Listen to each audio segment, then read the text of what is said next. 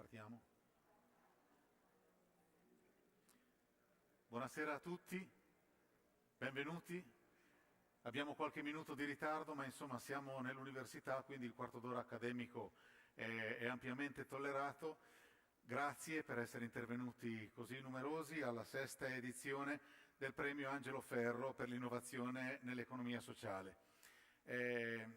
Sono molto contento di aver avuto la richiesta di dirigere il traffico, di moderare questo momento, perché come Corriere della Sera, buone notizie, abbiamo avuto occasione di raccontare anche negli anni passati. Questo momento per noi è sempre stato molto importante perché è una di quelle occasioni in cui non soltanto le cose belle naturalmente è importante farle, ma è importante anche raccontarle. Come ripete molto spesso il professor Zamagni, che è nel nostro comitato scientifico e mi risulta anche nella giuria che ha assegnato i premi che verranno conferiti oggi, i buoni nel mondo sono più dei cattivi, solo che bisogna raccontarli, perché se no pensiamo che veramente il mondo sia fatto soltanto da quello che i giornali raccontano. Ho finito questa introduzione e chiamo invece a fare gli onori di casa, la padrona di casa, Daniela Mapelli, rettrice dell'Università. Benvenuta, grazie. Sì, mi scusi, pensavo che sapesse la strada perché... No, grazie, la strada la conosco ma non sapevo se dovessi parlare da lì. Beh, innanzitutto davvero grazie a tutti. Care e cari, illustri ospiti, sono davvero felice ed è per me un piacere essere qui oggi presente alla cerimonia conclusiva di un premio che in pochi anni si è radicato nel territorio, così come a ben pensarci è radicato nel territorio e non solo il lascito del professor Angelo Ferro, alla cui memoria il premio di oggi è dedicato. Avremo modo durante la cerimonia, e in particolare con le parole del presidente onorario, del professor Giuseppe De Rita, di tracciare un ricordo nitido di quanto fatto da Angelo Ferro. Un ricordo che penso dovrà essere giocoforza sintetico e in qualche modo limitato, dato i tempi, perché se dovessimo veramente delineare un ricordo di tutto quanto l'ingegnosità, la lungimiranza e lo spirito intraprendente di Angelo Ferro hanno fatto, dovremmo soffermarci in quest'Aula molto più a lungo. Non sta a me quindi oggi delinearne la sua figura e lasciatemi dire però che trovo particolarmente significativo che questa cerimonia si svolga proprio qui oggi nella nostra Aula Magna, l'Aula Magna dell'Università di Padova. Proprio poi in quest'anno così importante, perché quest'anno sappiamo ormai tutti che è il nostro 800° anno di vita e durante le celebrazioni di questi 800 anni di vita mi sono ritrovata più volte a ricordare il saldissimo legame che c'è tra Padova e il suo territorio.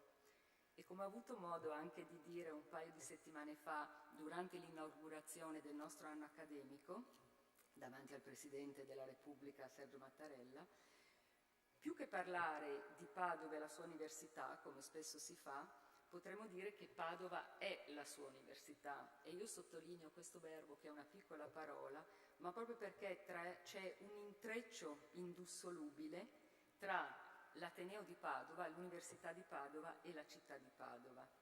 In questo intreccio indissolubile, come cresce l'Ateneo, cresce la città e viceversa. Ecco perché trovo che per parlare di Angelo Ferro, che così tanto si è speso per Padova e il suo tessuto sociale, quest'Aula, l'Aula Magna, sia uno dei luoghi migliori che si potessero scegliere. Oggi vedremo raccontate e premiate delle realtà che mettono al centro della loro attività l'economia sociale, che possiamo intendere in una sintesi finale come un modo per rendere più equa la società nella quale viviamo. Un obiettivo, quello dell'equità sociale, che non si può certo demandare esclusivamente all'operato benemerito di associazioni ed enti del terzo settore, ma che deve essere perseguito da tutte le realtà che compongono il tessuto sociale, in primis quindi anche da un'università pubblica, e lo dico sempre con orgoglio, un'università pubblica quale è la nostra. I best practice che andremo fra poco a sentire siano quindi davvero da spunto per il nostro lavoro quotidiano, ricordandoci sempre che il contributo di ognuno e ognuna di noi, ogni piccolo o grande tassello, è essenziale per migliorare la società in cui tutti viviamo. Buon proseguimento a tutte e a tutti.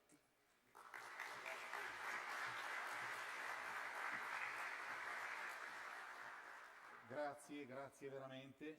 Mi veniva in mente intanto che parlava, prego, intanto che citava appunto l'università a questo posto, poco fa quando sono arrivato, dico questa cosa che non c'entra, ma non riesco a non dirla, io che sono di Ferrara di origine e ho fatto l'università a Bologna, però sono stato molto combattuto se farla a Bologna oppure venire qua. Poco fa, quando sono arrivato da dietro, c'è quel corridoio con tutte le rappresentazioni delle città. Ho avuto la percezione di questi 800 anni, perché, come molti di voi, forse anch'io sono stato uno che ha guardato il Trono di Spade in televisione, l'approdo del re, e lì di là c'è Ragusa, che è Dubrovnik, che è dove è stato girato l'approdo del re. Solo che lì è vera, non è la fiction.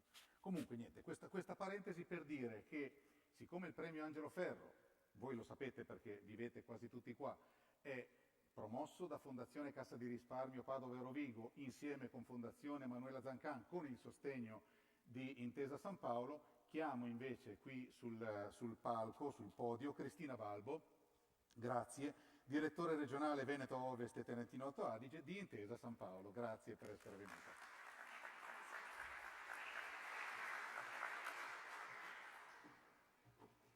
Buonasera a tutti. Io sono sicuramente molto contenta di essere qui perché da aprile ho preso la responsabilità della direzione regionale che ha sede qui in Padova, dopo essere stata diversi anni in altre regioni, in altri territori.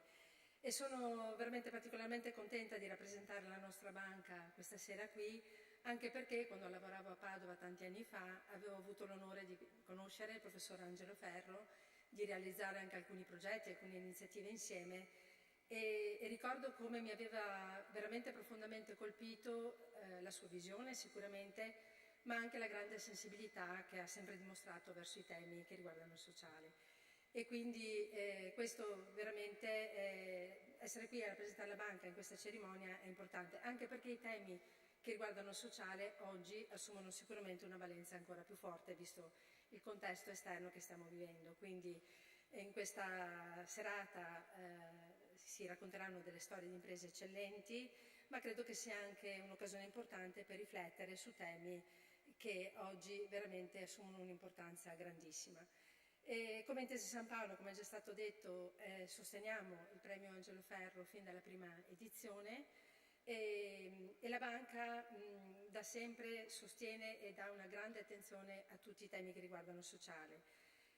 Dico solo una cosa, che nel piano d'impresa precedente e anche in quello che si è avviato oggi, il fondo per l'impatto è un fondo in cui la banca ha destinato risorse importanti, 300 milioni di patrimonio, proprio per far da volano e riuscire attraverso il credito, e non soltanto attraverso il credito, a raggiungere tutte quelle categorie che altrimenti, categorie sociali, dalle famiglie, piccole imprese, persone magari emarginate, che altrimenti difficilmente troverebbero una strada per essere aiutati. Ecco, questo credo che sia naturalmente il compito di una banca, è quello di sostenere innanzitutto l'economia, ma credo che anche rappresentare e sostenere tutti i temi che riguardano lo sviluppo del sociale e l'inclusione sia una grande responsabilità e questa noi la sentiamo.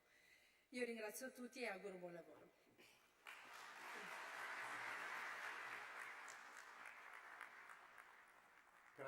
Grazie. Vorrei chiamare invece adesso il terzo protagonista di questa giornata, che è naturalmente Gilberto Muralo, presidente di Fondazione Cassa di Risparmio Padova e Rovigo. Benvenuto, ben trovato.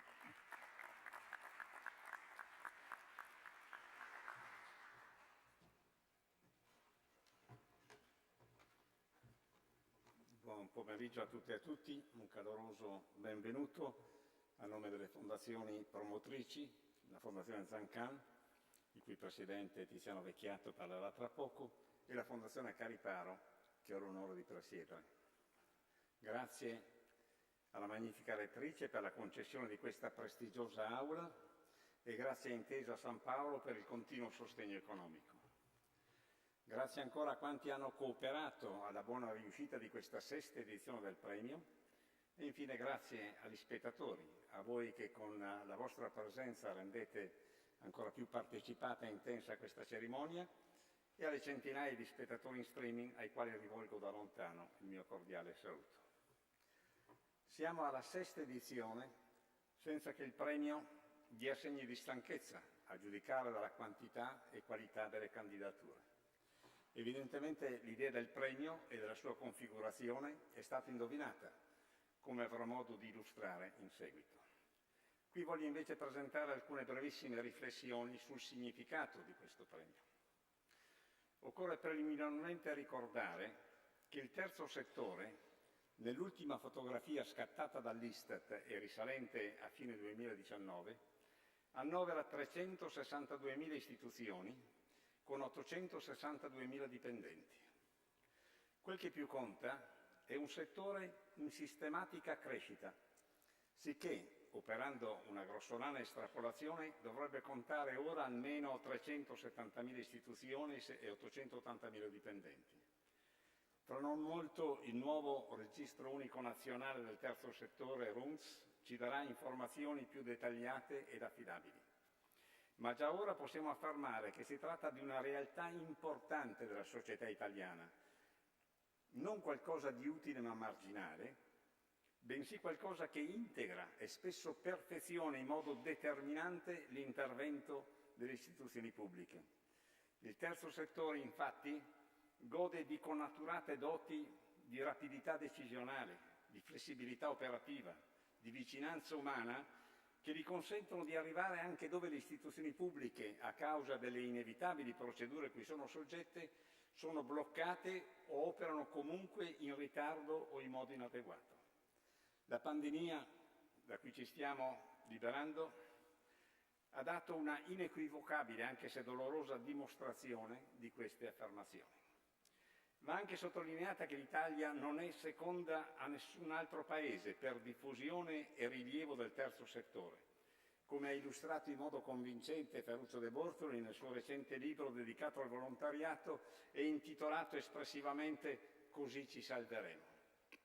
Concludo quindi dicendo che dobbiamo accostarci al terzo settore non solo con grande applauso per le sue buone intenzioni, ma anche con la consapevolezza del suo rilievo per la tenuta e lo sviluppo della società italiana. Da qui l'attenzione all'efficienza dei suoi comportamenti e quindi tipicamente al fattore innovativo che rappresenta l'ispirazione del premio Angelo Ferro. Al terzo settore posso assicurare che la Fondazione Cariparo, come tutte le fondazioni di origine bancaria, sarà sempre vicina con il rispetto, la gratitudine e il sostegno economico che esso merita. Buon lavoro a tutti e grazie.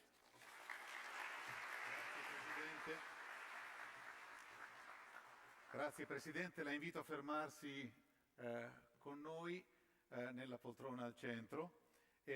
Chiamo nelle altre due poltrone invece Giuseppe De Rita, Presidente del Censis, grazie per essere venuto.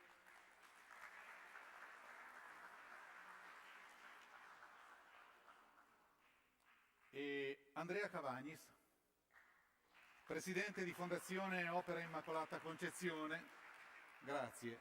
Mi siedo anch'io adesso così. Ah, va bene. Il saluto naturalmente del Presidente Muraro è stato un saluto.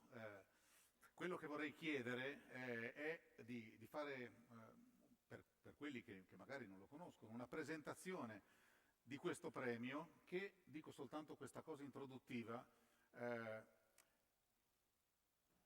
è particolare già nelle tre parole che lo caratterizzano. Ci pensavo mentre venivo in treno, cioè innovazione, economia e sociale sono tre concetti che normalmente, fino a qualche anno fa, erano sganciati fra di loro. Una cosa che, almeno raccontando queste realtà come buone notizie, abbiamo notato, è che progressivamente, per fortuna, stanno saltando i paletti. saltano i paletti fra il concetto di innovazione, che spesso era qualcosa di pertinente appunto alla ricerca, qualcosa non direttamente collegato alla società, al terzo settore in particolare. L'economia era l'economia, il sociale, figuriamoci, era su un altro pianeta rispetto all'economia, fino a qualche anno fa. Queste tre parole, innovazione nell'economia sociale, secondo me, il fatto che figurino insieme nell'intitolazione di un premio, danno di per sé un messaggio, e su questo lascio la parola al Presidente Muraro.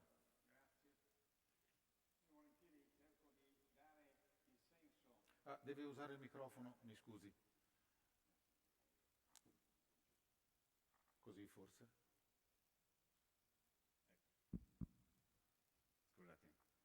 Sì, dico ben volentieri, cerco di dare in poche parole il senso di questo premio che è giunto alla sesta edizione. Innanzitutto il titolo, perché intitolarlo Angelo Ferro?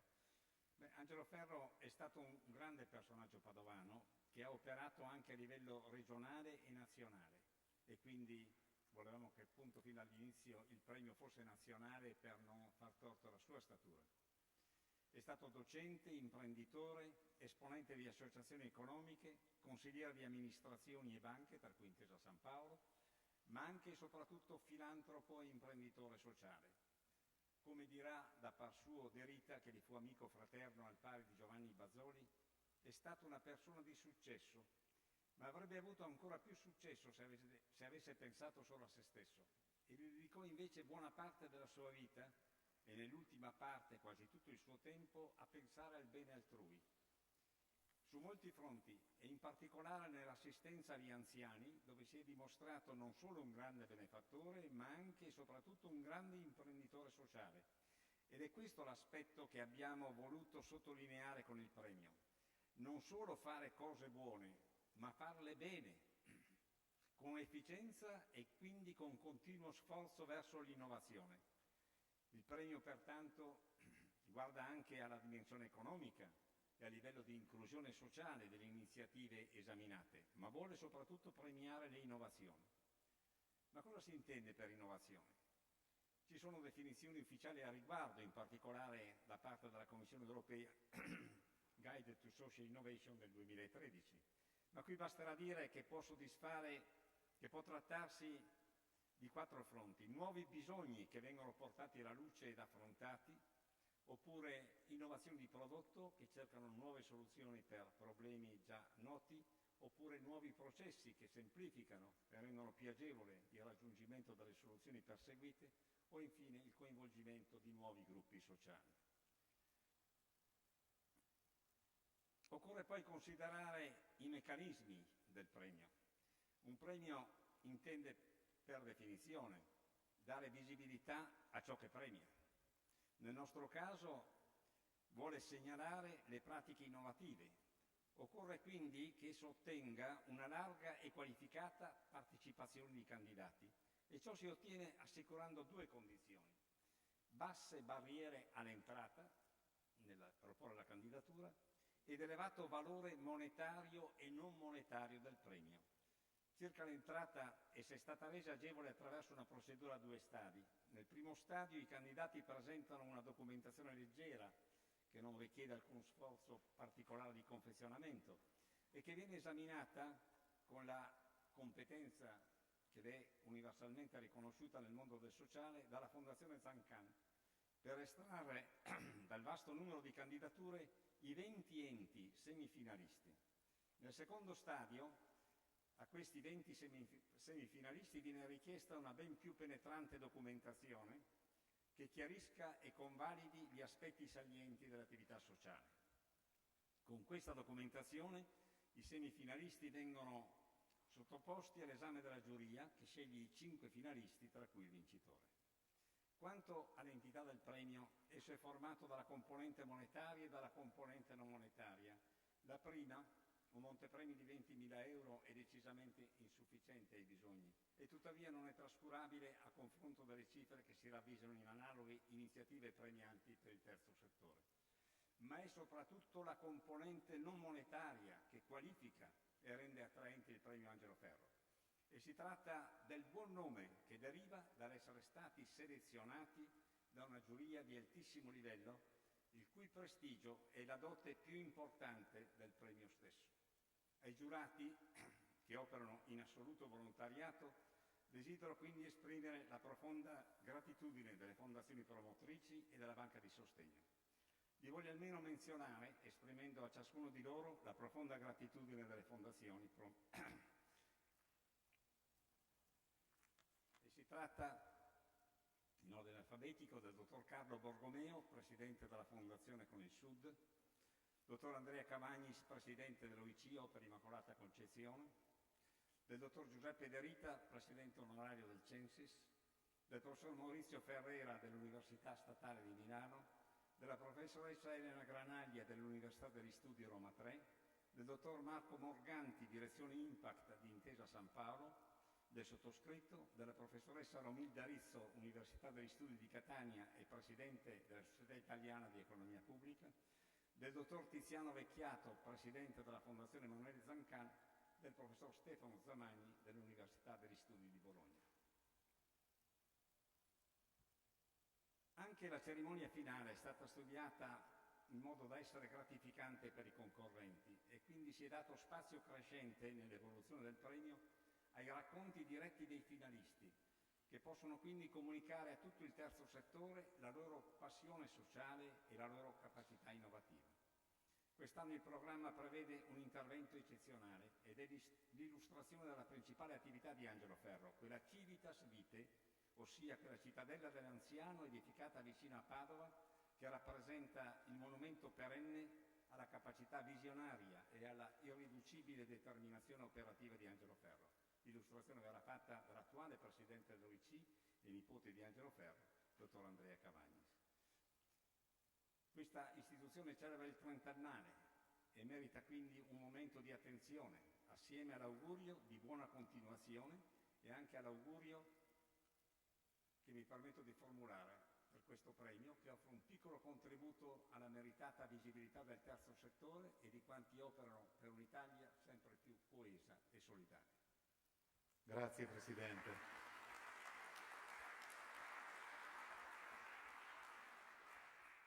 È stato più volte citato Angelo Ferro e lascio subito la parola a Giuseppe De Rita per ricordarne la figura.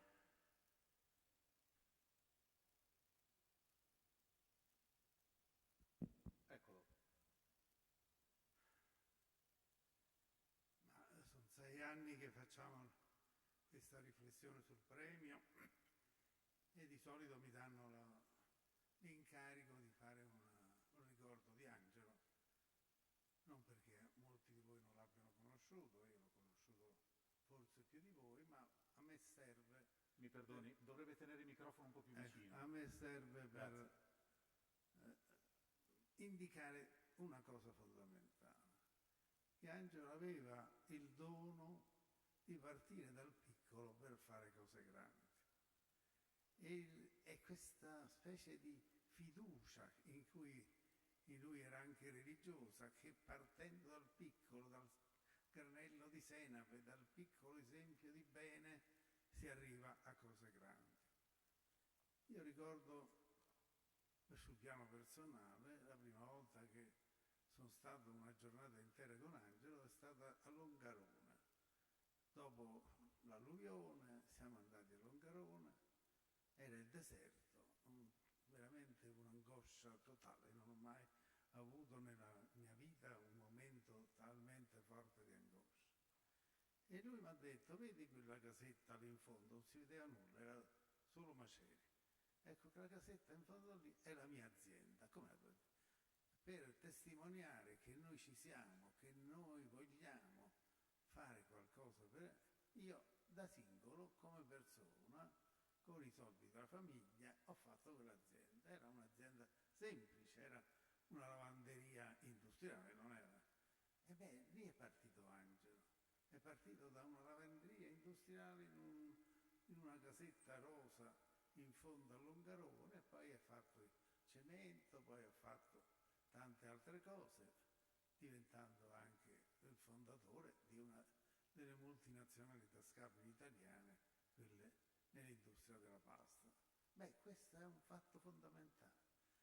Chi non ha conosciuto Angelo non ha mai capito, non può capire che significa cominciare dal piccolo e far esplodere quello che hai dentro in un fatto, in un gesto, in una struttura, in un'iniziativa.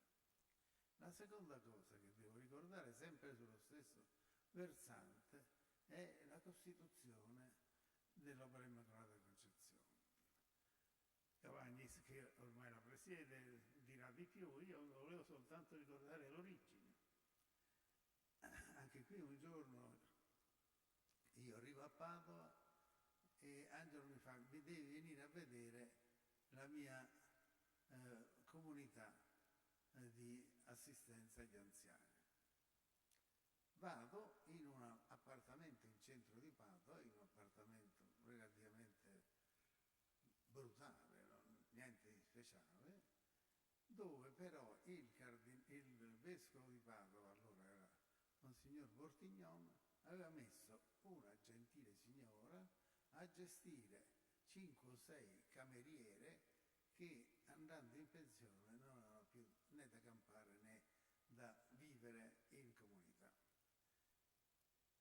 Angelo fu chiamato da Bortignon a fare l'economo, perché la gentile signora non sapeva fare i conti, non sapeva pagare le bollette, eccetera. Angelo parte da lì, e chi oggi va a visitare o ha visitato o capisce cos'è l'Opera Immacolata Concezione dice: ma come, sei partito da lì? È partito da lì. È partito da un appartamentino sdrucito nel centro di Padova, gestito da una vecchia signorina di buona volontà e con 3 o 4 ex cameriere che non sapevano dove andare.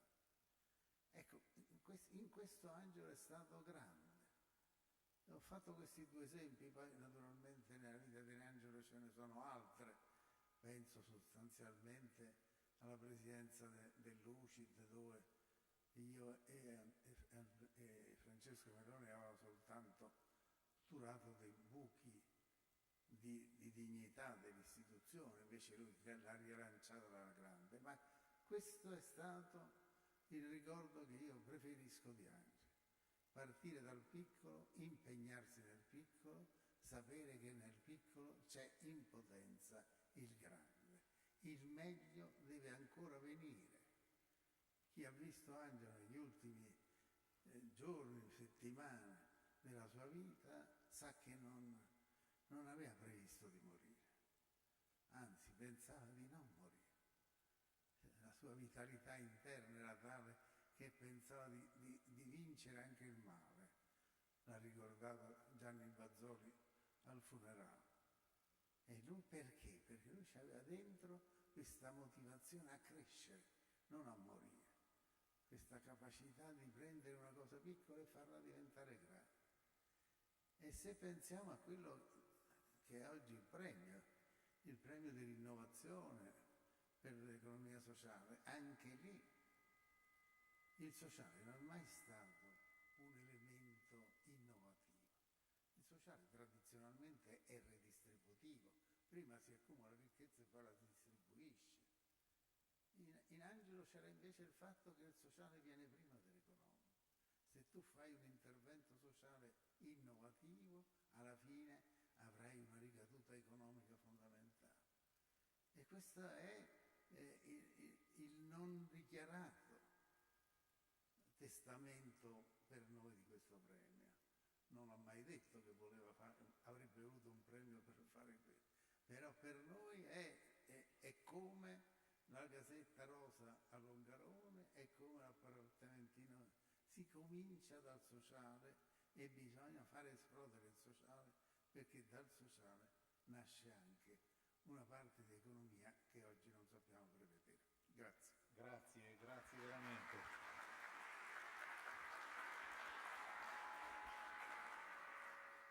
Da quell'appartamentino nel centro di Padova, 30 anni invece adesso per il Civitas Vitae dell'Opera Immacolata Concezione. Ce ne parla Andrea Cavagnis, presidente della Fondazione. Grazie e buonasera a tutti. Vediamo se riesco. C'è un tecnico qui per far partire. Bene, allora io volevo farvi questa breve presentazione così un po' anche fotografica in modo che capiate bene cos'è la realtà di cui oggi parliamo, di cui festeggiamo il trentennale. E che la vita di Angelo Ferro sia stata una vita piena di dedizione, di attivismo nel campo del sociale è una cosa che noi tutti che l'abbiamo conosciuto sappiamo bene e d'altra parte così la creazione di questo premio ne è il suggello più evidente. Angelo Ferro ha realizzato opere nel sociale di moltissimi tipi e la caratteristica con cui affrontava questa sua partecipazione all'ambito sociale era quello di avere una fortissima pragmaticità e capacità di portare a compimento le opere, anche quelle più apparentemente complesse, e l'altra caratteristica era quella dell'innovazione, di sempre cercare di spingersi oltre quelli che erano i parametri conosciuti per fornire servizi in campo sociale diversificati e nuovi. Sicuramente negli ultimi anni della sua vita, che sono stati gli ultimi 20 anni, dal 1996 al 2016, in qualità di presidente della Fondazione Opera Immacolata Concezione, ha potuto realizzare le opere più significative e io credo che questa sia stata forse l'attività nel campo sociale che ha più amato e su cui ha più dato.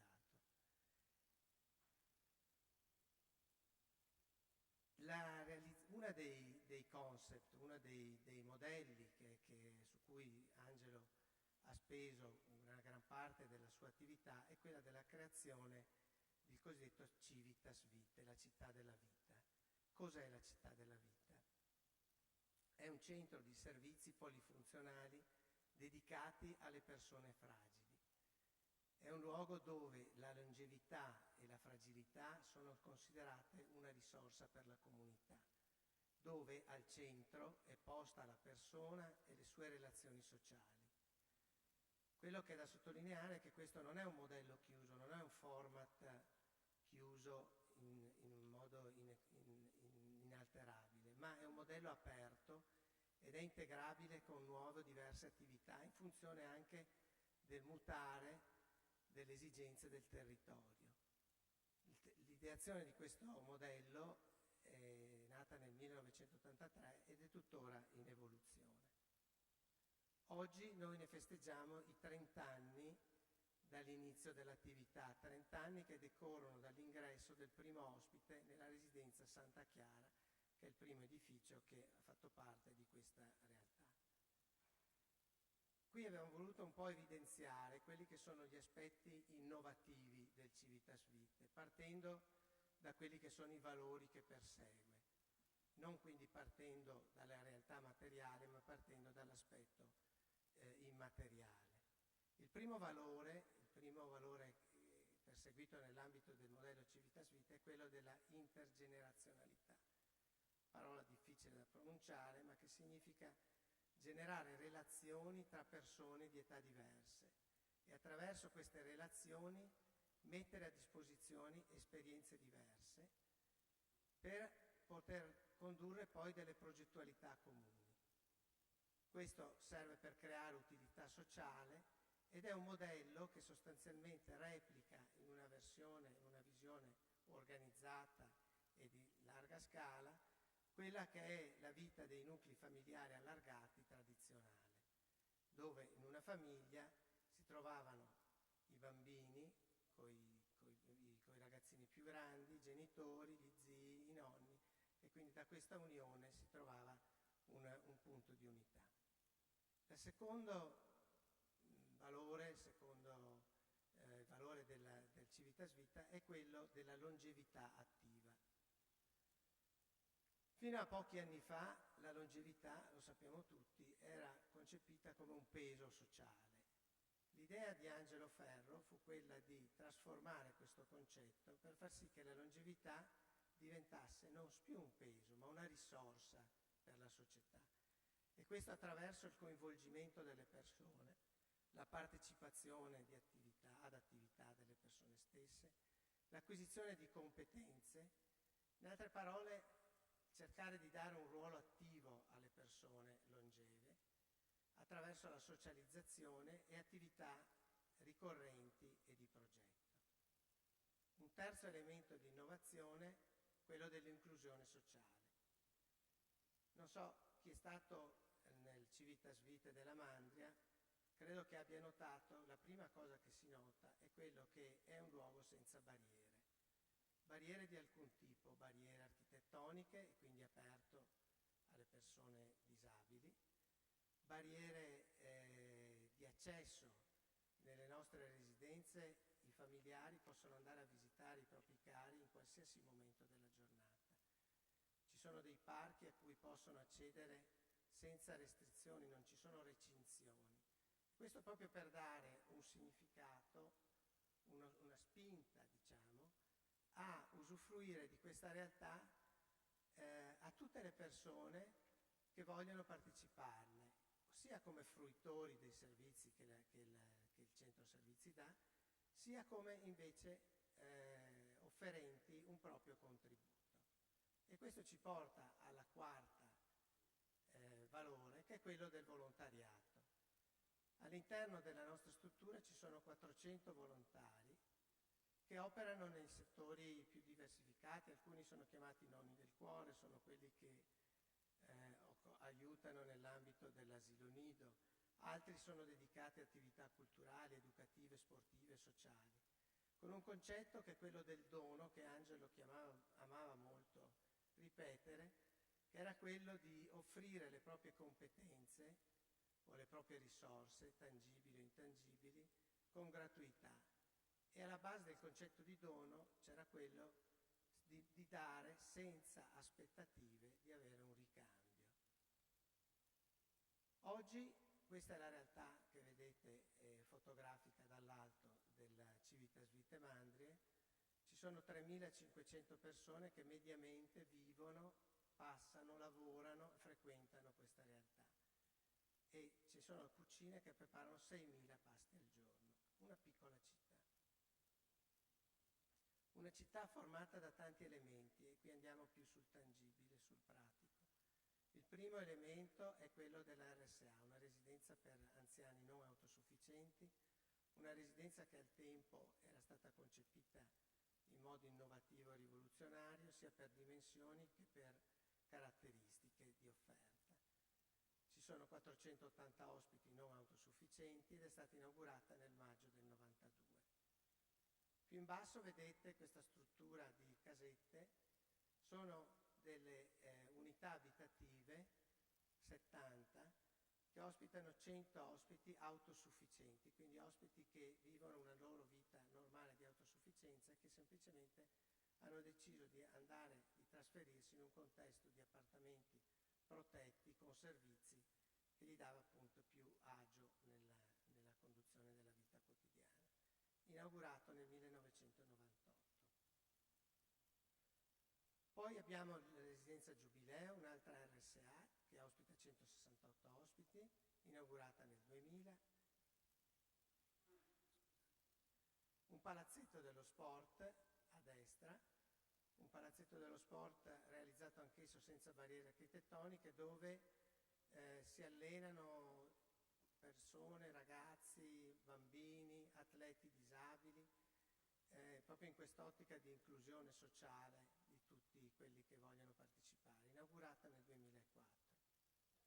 Poi la scuola dell'infanzia, dedicata al professor Guido Ferro, che è stato 20 anni il rettore dell'Università di Padova e padre di Angelo, dove accogliamo 130 bambini, inaugurato nel 2007.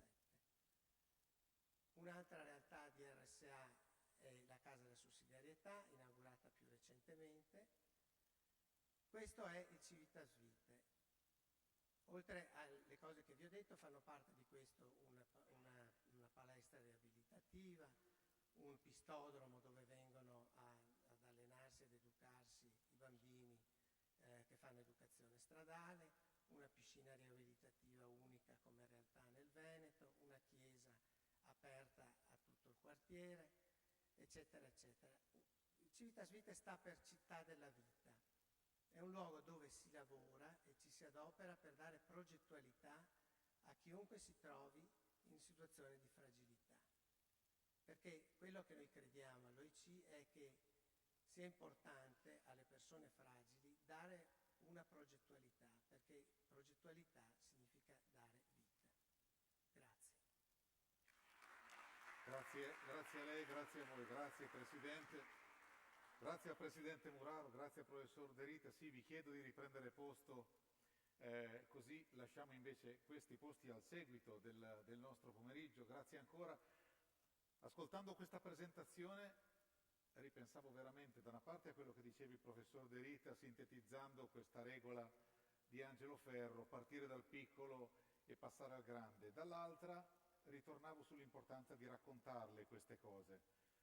Ripetiamo sempre a buone notizie un'antica massima filosofica che la virtù è più contagiosa del vizio. Se io vedo qualcuno che tira un pugno a un altro, non mi viene da imitarlo, mi viene da allontanarmi, ma se invece mi viene raccontate e vengono raccontate queste cose, naturalmente sono di esempio e di incentivo per tanti che magari sono incoraggiati ad alzarsi dalla sedia e fare qualche cosa di simile. Ci avviciniamo piano piano al centro di questo pomeriggio, che naturalmente sarà la presentazione della cinquina dei candidati e poi la premiazione, presentando più nel merito, e invito a venire qui di fianco a me Tiziano Vecchiato, presidente di Fondazione Zancan. Eccolo, mi scusi, non ci eravamo presentati prima, lo facciamo adesso. Grazie, grazie per essere venuto. Prego, prego, prego. E Marco Morganti di Intesa San Paolo, che invece tanti anni fa avevo conosciuto a Milano. Forse lui non si ricorda di me, ma io sì, invece. Ben trovato, come va? Bene. Allora, volevo chiedere innanzitutto al Presidente Vecchiato di entrare più nel merito. Siamo arrivati alla 6ª edizione di questo premio. C'è la parola innovazione, anche un premio, anche un'iniziativa come questa naturalmente evolve negli anni. In questo senso? Beh, direi che è un vivaio di idee nuove. Con la 6ª edizione abbiamo superato le 1000 candidature, quindi è come se il premio fosse un osservatorio nazionale in tutte le regioni italiane per capire chi si misura con la sfida dell'innovazione, chi accetta anche la competizione, perché ci vuole coraggio, è un confronto con gli altri, e quindi direi che è un osservatorio prezioso a disposizione di tutti quelli che vorranno, e anzi il premio cercherà di capire come mettere a servizio questa conoscenza. Ecco, abbiamo sentito il professor Muraro parlare dei caratteri dell'innovazione e ha anche descritto come si arriva alla cinquina. Ma cosa succede prima della cinquina? Chi sono i 20 semifinalisti? È come se avessero vinto anche loro, perché in una competizione così essere tra i 20 selezionati tra tutta la competizione italiana mi sembra che sia un bel traguardo. Poi sentiremo la cinquina. Quindi io comincerei descrivendoli con pochissime parole, rapidamente, le 20 migliori esperienze italiane di innovazione. Le prendo così: la fraternità, Rimini, inclusione lavorativa con la cura dell'ambiente e il consumo solidale. Il Graticolato, provincia di Padova, e qui come fare inclusione per persone con disabilità con una capacità raffinata di logistica delle capacità, cioè valorizzando le capacità di ogni persona e in maniera produttiva, cioè con lavoro.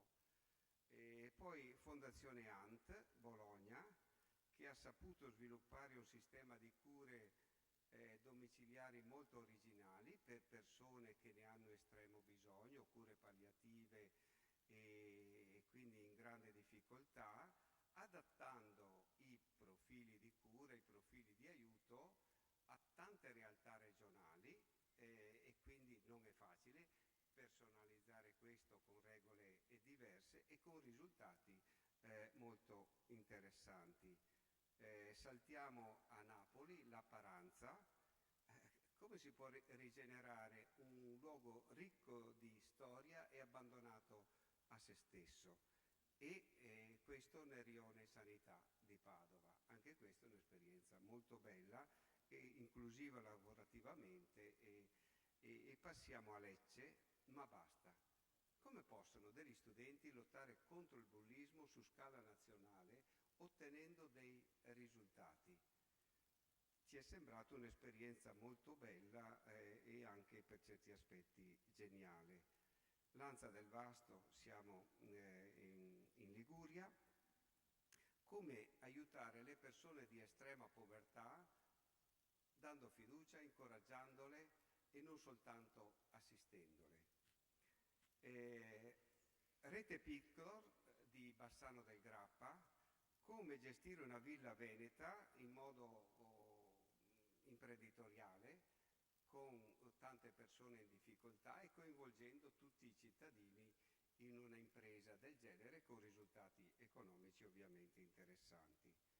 Cooperativa Sole di Bolzano, che a Cervia ha provato a realizzare un condominio solidale con persone con molti problemi, imparando a vivere la fraternità, quindi condominio solidale non è facile in una società come questa e quindi sono tra i 20. La Frolla di Osimo, Ancona, persone, ragazzi con disabilità, bravissimi pasticceri, pandemia, bene, cosa fai?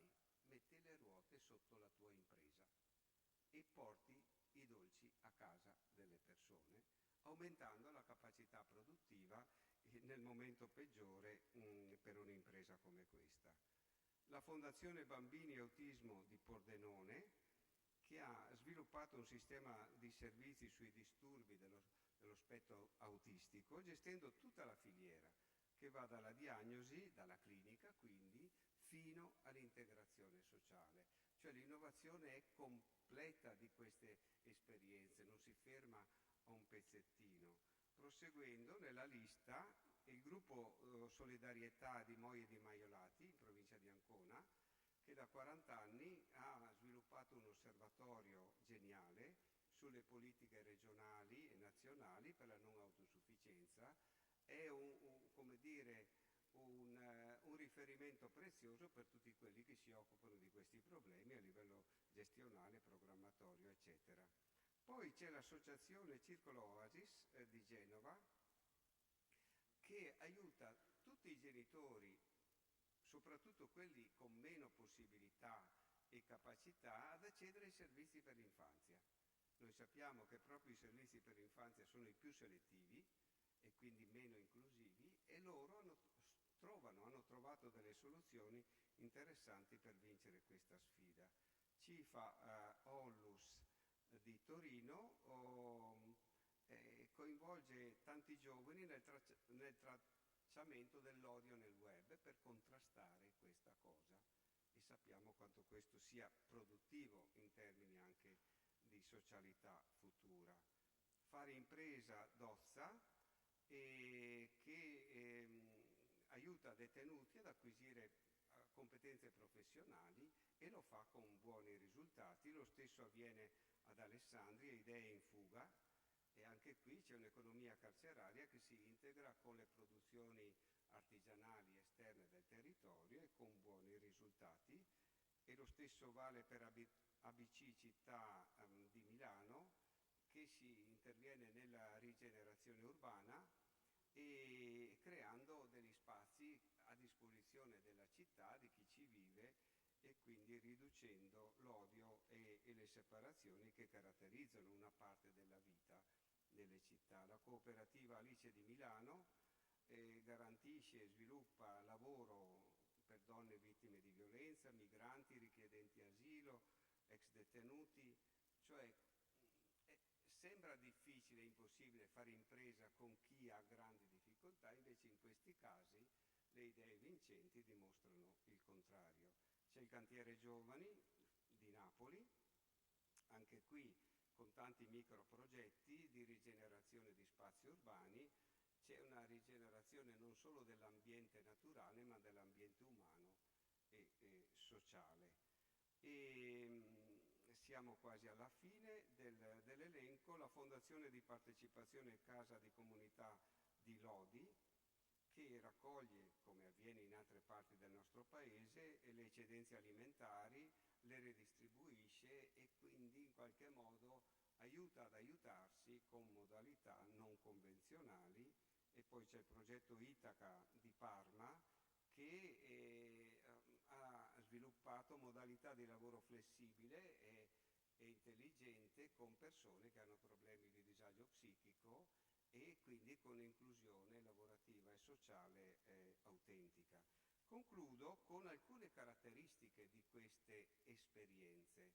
Allora, intanto la dimensione. L'abbiamo sentito prima a proposito del professor Angelo Ferro, cioè si parte dal piccolo, si passa al medio e si può diventare grandi. Questa è una caratteristica abbastanza diffusa nelle esperienze dei semifinalisti, poi vedremo i finalisti.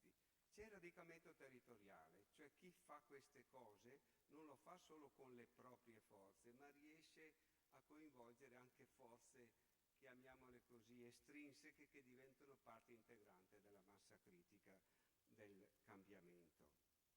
E poi, cosa non facile, ottimizzare gli aiuti pubblici e privati, perché chi fa innovazione sa che è ad alto rischio di assistenzialismo se riesce a intenerire i cuori elementi, ma invece devi vincere tu la sfida e non farti aiutare oltre il necessario.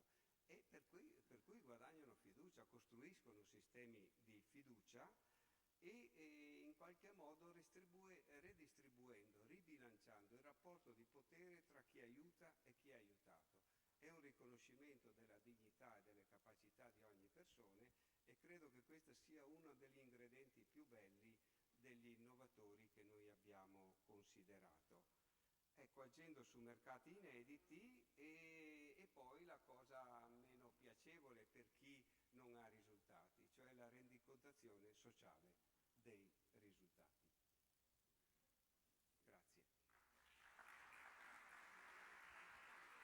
Grazie. Grazie.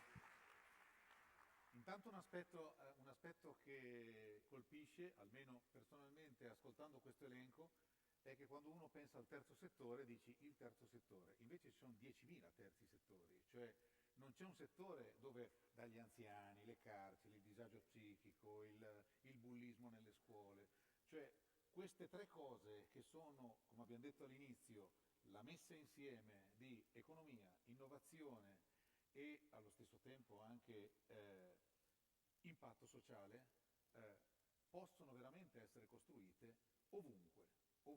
E questa cosa emerge molto bene. Poi pensando che i candidati all'inizio erano 1.000, ho capito bene. Cioè, abbiamo sommato più di 1.000 nei 6 anni. Capito. Poi alcuni sono ripetenti. Molto. L'ultima cosa, ed è da questo che parto per dare la parola a Marco Morganti, è che naturalmente tutte queste cose hanno bisogno poi di gambe per camminare, perché tanti ragazzi, stiamo parlando molto spesso di persone che sono giovani, uno, lo sentirete parlare fra un po', dei ragazzi che vengono a presentare la cinquina, ha iniziato con quest'idea qua quando di anni ne aveva 14, quindi è chiaro che anche per il mondo del credito si tratta di passare, come diceva anche il presidente della fondazione, da un atteggiamento di ti aiuto a ti finanzio e poi vediamo cosa riesci a fare. Su questo lascio la parola a Morganti, grazie. Grazie a voi. In effetti l'esperienza di finanziare questo mondo è stata la mia palestra. Io non ho argomenti scientifici da portare, ma soltanto di esperienza. Sempre il microfono un po' vicino. Ma soltanto di esperienza, grazie. La cui evidenza maggiore, la comunico una volta di più, l'ho detta tutte le volte che ho potuto, è che questa economia è molto più sostenibile di quello che si pensa.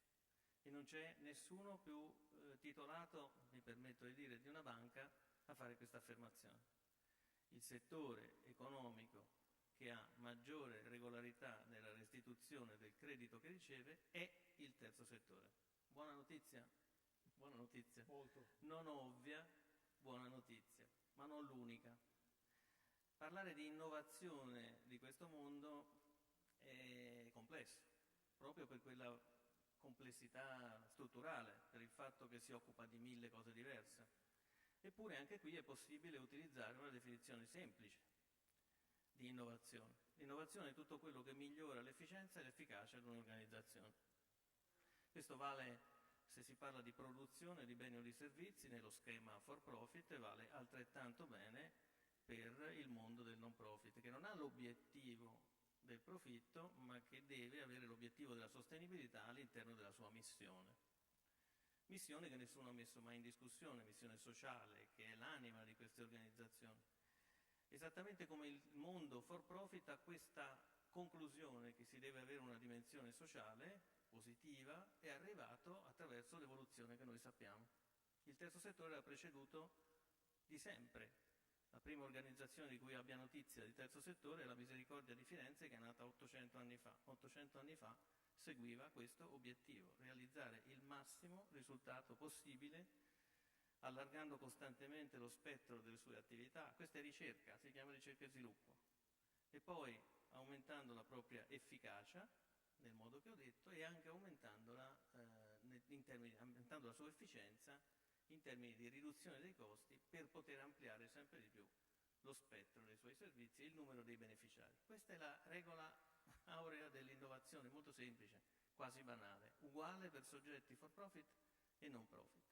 Una parte importante della innovazione e dell'efficienza al suo servizio è la capacità di cogliere le opportunità. La maggiore opportunità che si presenta anche al terzo settore, come a tutta l'economia italiana, oggi si chiama PNRR. E io comincio di lì per 4 considerazioni di numero. Prima di tutto facendo notare come nel PNRR il terzo settore è il grande assente. È il grande assente, bisogna andare a cercarlo. Si trova un solo riferimento diretto e molti riferimenti indiretti, impliciti, che stanno a rimarcare quel ruolo sussidiario nel senso negativo del termine, in realtà di appendice povera, che è il modo che l'economia e anche purtroppo la pubblica amministrazione hanno di guardare alla funzione del terzo settore, considerandolo uno strumento da chiamare in causa a piè di progetti già realizzati, già pensati da altri. Perché faccio questa affermazione così forte, forse anche, non vorrei sembrasse sgarbata? Perché il PNRR parla di coesione sociale, parla di accoglienza, parla di medicina domiciliare, parla di prevenzione, parla perfino di adeguamento della società italiana ai livelli minimi di conoscenza dell'uso dell'informatica, che sono quelli normali nell'Unione Europea e dai quali noi siamo ancora molto distanti. Beh, chi si pensa che svolga questa funzione? Quale milizia? Quale invasione benigna degli alieni? Sarà l'economia sociale a fornirla, saranno i cittadini per i cittadini. E tutto quello che noi dobbiamo fare è rendere possibile questa evoluzione approfittando del grande spazio che si è creato. Questi sono riferimenti indiretti. E il fatto di parlare qui oggi in un ambiente multi-stakeholder, in cui fra l'altro il padrone di casa si chiama Fondazione Cariparo, mi conforta, perché noi dobbiamo mettere insieme le nostre capacità. Dobbiamo cambiare noi stessi per poter cambiare in termini di efficienza e di efficacia il terzo settore. Dobbiamo cambiare il nostro modo di intervenire, sia che il denaro lo prestiamo, sia che il denaro lo impegniamo in iniziative a fondo perduto. Brutta espressione, non c'è niente di perduto nell'iniziativa di una fondazione che fa bene il suo mestiere, ma comunque che non attende una restituzione. Bene, dobbiamo disciplinare le nostre fonti. Io non so, per dirla con una battuta giornalistica, mi permetterai, se è peggio prestare soldi a uno che non te li può rendere, oppure donarli a uno che te li potrebbe restituire. Ma questa è la sintesi che io trovo per dire che chi presta denaro e chi dona denaro devono integrarsi meglio di quanto già oggi siano. e sappiano fare. Nel PNRR c'è un riferimento diretto al terzo settore, uno solo, ma molto interessante. Ne conosco anche la genesi, ma non è corretto dirlo senza i diretti interessati. Insomma, si legge a un certo punto del PNRR che il terzo settore deve digitalizzarsi. L'obiettivo digitalizzazione del terzo settore sembra anche un po' peregrino. Non l'abbiamo chiamato in causa direttamente parlando di assistenza domiciliare, che fa soltanto lui, però sentiamo il bisogno, noi legislatori, mi metto nei loro panni, di parlare della digitalizzazione di questo mondo. Beh, quella è effettivamente allo stesso tempo una grande urgenza e una grande opportunità. E vi parlo di questo per poche battute. 37 milioni di cittadini italiani serviti, 6 milioni e mezzo di volontari e 1 milione di persone che ricevono uno stipendio per quello che fanno, rappresentano, questa è la radiografia del terzo settore, no? 260.000 organizzazioni, 1 milione di volontari, 6 milioni e mezzo di 1 milione di personale retribuito, 6 milioni di volontari e 38 milioni di italiani attaccati a questo sistema, perché ne ricevono dei servizi essenziali alla sopravvivenza o a una dignitosa esistenza. Bene, questo mondo è un mondo che ha sostituito il valore materiale con un valore relazionale, con un valore sociale. Ma questo valore sociale, questo valore relazionale è la cosa più ingente, più importante che il terzo settore può mettere sul banco nel momento in cui partecipa alla ripresa di questo Paese. E lo deve fare con gli strumenti giusti. Ecco perché la digitalizzazione è una finestra importante.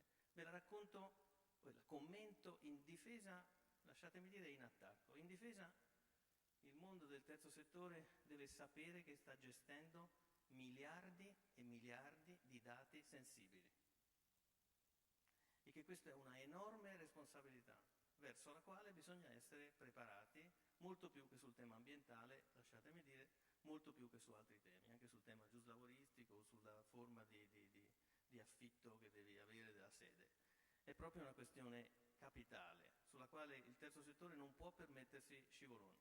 Voi sapete che i dati si comprano, si vendono, sciaguratamente, le identità digitali si comprano, si vendono, criminalmente, che questo è un fiorente mercato, e sapete anche che non c'è mai stato un terzo settore leaks, non è mai successo, ed è quasi miracoloso che 260.000 organizzazioni non siano mai incorse in questo peccato, che sarebbe stato gravissimo, distruttivo, fare merce di questi dati così sensibili. Quindi il primo messaggio è in difesa. Attenzione, il terzo settore deve essere messo in condizioni di digitalizzarsi in modo omogeneo e garantito, visto che quei dati li ha ottenuti su un piano di fiducia che è più alto di qualunque altro contratto simile ci sia. Non è il contratto che c'è tra un produttore e un cliente, è un'altra cosa. È un rapporto che ricorda quello della parentela, del sangue, e quindi ha quel valore. Non si può tradirlo. Questo è quanto dobbiamo fare per accompagnare la digitalizzazione come preservazione dei dati. L'altra dimensione, che definirei dinamica o di attacco se volete, è che una volta che si sia fatto questo, i dati devono consentire al terzo settore di guadagnare incredibilmente in efficacia e in efficienza soprattutto. Poi il terzo settore traduce sempre efficienza in efficacia perché una volta che abbia realizzato una massima efficienza, tutti i ricavi in più o tutto il risultato positivo in più lo traduce in un allargamento, quindi i due concetti sono profondamente collegati. Per questo ogni tanto uso uno al posto dell'altro e perdonatemi. Ma dicevo, il terzo settore può, una volta che abbia realizzato una propria piattaforma di gestione dei dati, una cosa che non c'è ma ci dovrà essere, può fare le cose che ad oggi non ha potuto fare. Può organizzare il volontariato delle persone, perché può darsi che Ant abbia bisogno del mio volontariato di giovedì, ma io possa poi essere volontario di venerdì a beneficio di Vidas. Uno è a Bologna e l'altro è a Milano, ma è solo per intenderci. Può significare una centrale di acquisto, perché il terzo settore ha bisogno di realizzare la massima efficienza dal punto di vista dei costi, e oggi questo mondo è completamente fuori campo. In questo non immaginiamo sempre che il terzo settore sia meglio del sistema pubblico, perché un ASL che compra una bottiglia d'acqua minerale la paga a un prezzo definito dalla Consip. Un soggetto di terzo settore può pagarla, se ha voglia di farsi del male, anche 100 volte di più. E questo non è giusto, oltre che poco efficiente. Quindi questo è un altro motivo per il quale la piattaforma può preparare la condivisione dei dati, non la confusione, non la cessione tra soggetti di terzo settore, ma l'efficientamento di questo mondo può rappresentare una enorme riserva di valore. E poi per concludere, c'è una cosa alla quale riflettevo preparando queste 3 parole che ho detto, e cioè più lo guardo, dopo 15 anni di lavoro totale nel terzo settore, più lo guardo e più mi convinco che il terzo settore è il maestro di strada della società. È il soggetto che incontri ogni giorno e che ti insegna alcune cose. La prima cosa che ti insegna è che è possibile far coincidere crescita e inclusione, valore economico e valore civile, non perché questo sia l'oggetto di un convegno, ma perché il terzo settore lo fa da 800 anni. E questo bisogna che noi lo impariamo nel momento in cui lamentiamo il contrario, cioè lamentiamo la crescita economica o la crescita finanziaria a totale danno del bene comune. Lì c'è un esempio in atto da quando è iniziata l'economia e basta convincersi a guardarlo e a farlo guardare, per esempio, alle giovani generazioni, ai nostri figli. Ce ne sono pochi di giovani qua oggi, chiediamocelo, perché non è una bella cosa. Dobbiamo insegnare alle generazioni nuove che è possibile questa cosa, che loro cercano, che loro sentono nel profondo, cioè che lo sviluppo non è contrario all'interesse comune. Può esserlo e c'è la dimostrazione in 260.000 organizzazioni e in milioni di italiani che lo fanno ogni giorno. E tornando sui dati, in un mondo che ha creato le ricchezze più fantastiche che si siano mai viste su questo pianeta, che si estendono da un capo all'altro dell'orbe e le ha consegnate a poche persone diventate ricche quanto mai nessuno è stato ricco nella storia del mondo, e tutto questo si è fatto valendosi dei dati estorti alle persone, fuori dal loro controllo. Il terzo settore può insegnare che è possibile un uso sano, democratico, ispirato al bene comune di tutti questi grandi, ingenti magazzini di valore che sono i dati conferiti nella fiducia, tutelati nella sicurezza e utilizzati per lo sviluppo del bene comune. Grazie. Grazie. Grazie veramente a Marco Morganti e al Presidente Vecchiato. Mi viene da dire, probabilmente esistono già sicuramente tanti corsi universitari su questi aspetti toccati da Morganti. Mi viene da dire che in particolare su questo aspetto dei dati sensibili gestiti da un universo come quello che è il terzo settore, forse servirebbero dei corsi di laurea per formare i ragazzi a avere ben focalizzata questa cosa. E adesso entriamo invece nel momento più importante, con tutto il rispetto per tutti quelli che hanno parlato fino adesso, della nostra giornata, che è la presentazione, al termine di tutte queste selezioni, della cinquina dei finalisti. E la prima che chiamo qui di fianco a me è Raffaella Pannuti, grazie, Fondazione di Bologna. Buongiorno a tutti. Alla quale lascio la parola, non dico niente di voi altri, vi presentate da soli, tutti e 5, prego. Bene, adesso partiranno le... Eccoci.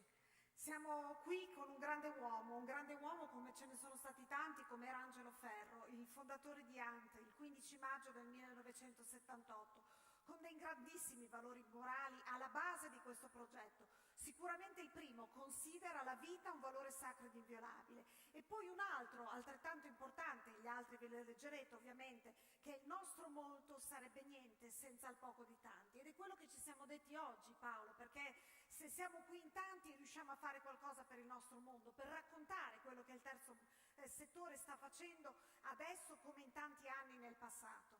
L'ANT si occupa di tante cose, naturalmente di assistenza domiciliare ai sofferenti di tumore nelle proprie case a domicilio gratuitamente, perché la gratuità è un grande valore della nostra sanità, la sanità pubblica, che io provocatoriamente dico sempre no a una sanità pubblica per pochi, ma integrata per tutti, nel senso che il terzo settore deve essere compreso in quelli che sono i progetti e le progettualità per la sanità.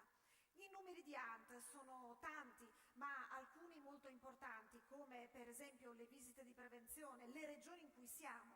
Siamo partiti da un uomo solo, insieme a 12 volontari, e siamo arrivati a portare assistenza in 11 regioni italiane.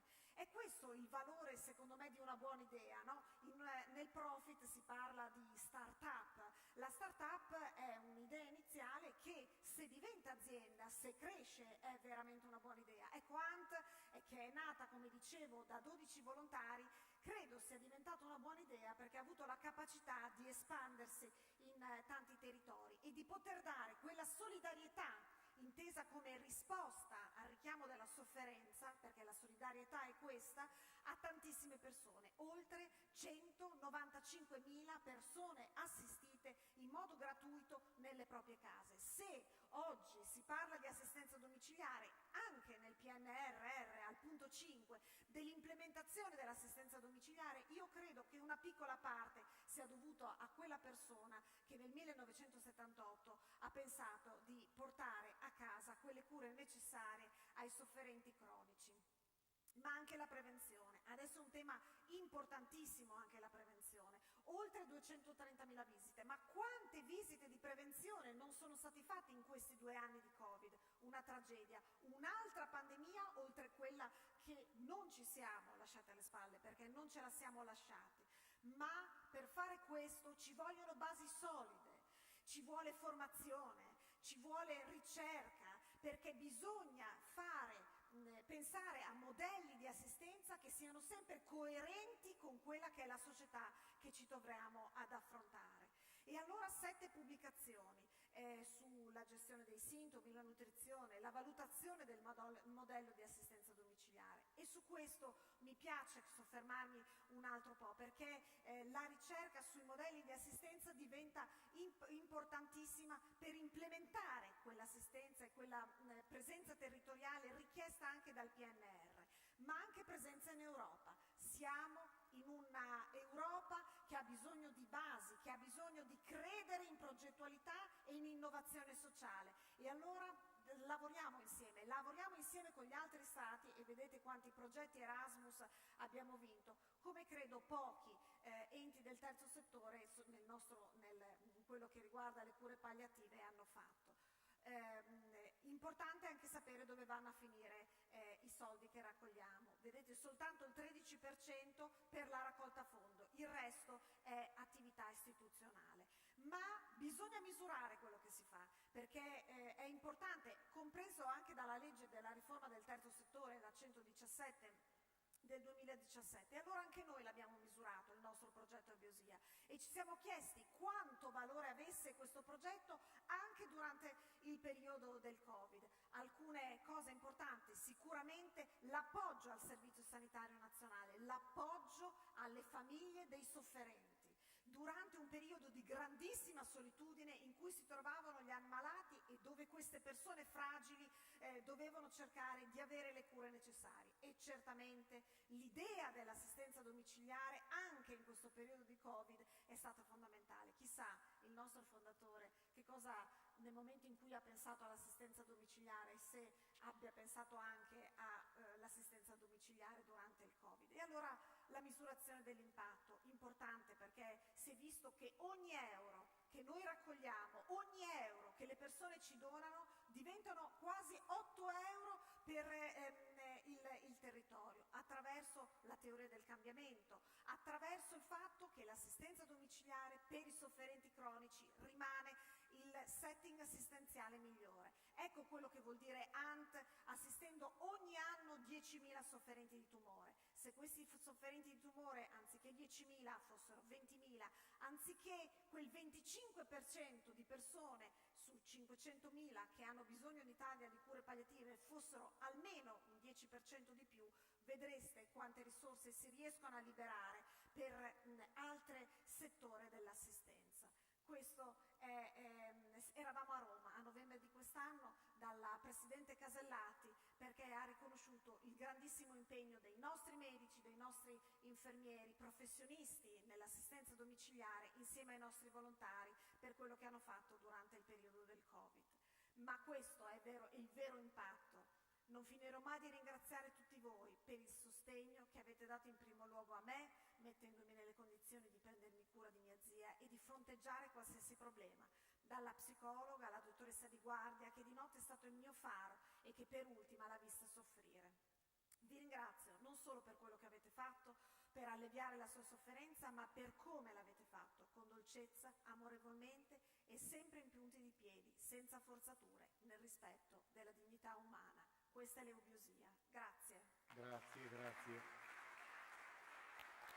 La Scaletta ci avrebbe dato 1 minuto di tempo per farti una domanda, ma in realtà ti stavo dicendo, hai già risposto, perché ti avrei chiesto come siete riusciti, visto il tema di cui voi vi occupate, a attraversare questi 2 anni di pandemia, ma nell'importanza della presenza con le famiglie, nella presenza domiciliare, hai risposto nella tua presentazione. Ti ringrazio molto, Grazie Raffaele. a te Paolo, Grazie. a tutti. La seconda che chiamo è Francesca Tonelli. Ciao Francesca, ci diamo del tu. Assolutamente sì. Bentrovata, la Fraternità, società cooperativa sociale, un'altra Emiliana Romagnola. Esatto. Dico bene? Bologna, assolutamente ecco, sì. Siamo praticamente vicini di casa. Ferrara Bologna c'è un attimo. Un po' si sente dalla parlata. Immagino di sì. Prego. E allora intanto io mi presento, appunto sono Francesca Tonelli e rappresento oggi la cooperativa sociale La Fraternità. Intanto ringrazio tutti e voglio complimentarvi anche con tutti gli altri finalisti. Oggi rappresento la cooperativa con un progetto che si chiama END e non rappresento solo la cooperativa, ma rappresento più di 600 persone in tutta Italia che lavorano per la nostra cooperativa, di cui il 44% con fragilità di vario tipo, perché per noi creare valore è dare una possibilità di lavoro a persone che altrimenti farebbero fatica a trovarlo. Qui vengono scaricati gli indumenti che raccogliamo nelle campane, vengono scaricati circa 6.000 tonnellate l'anno, che aumenteranno almeno del 20% nel 2022 a seguito della direttiva della Comunità Europea che dice che bisogna conferire non più in maniera volontaria ma in maniera differenziata il rifiuto tessile.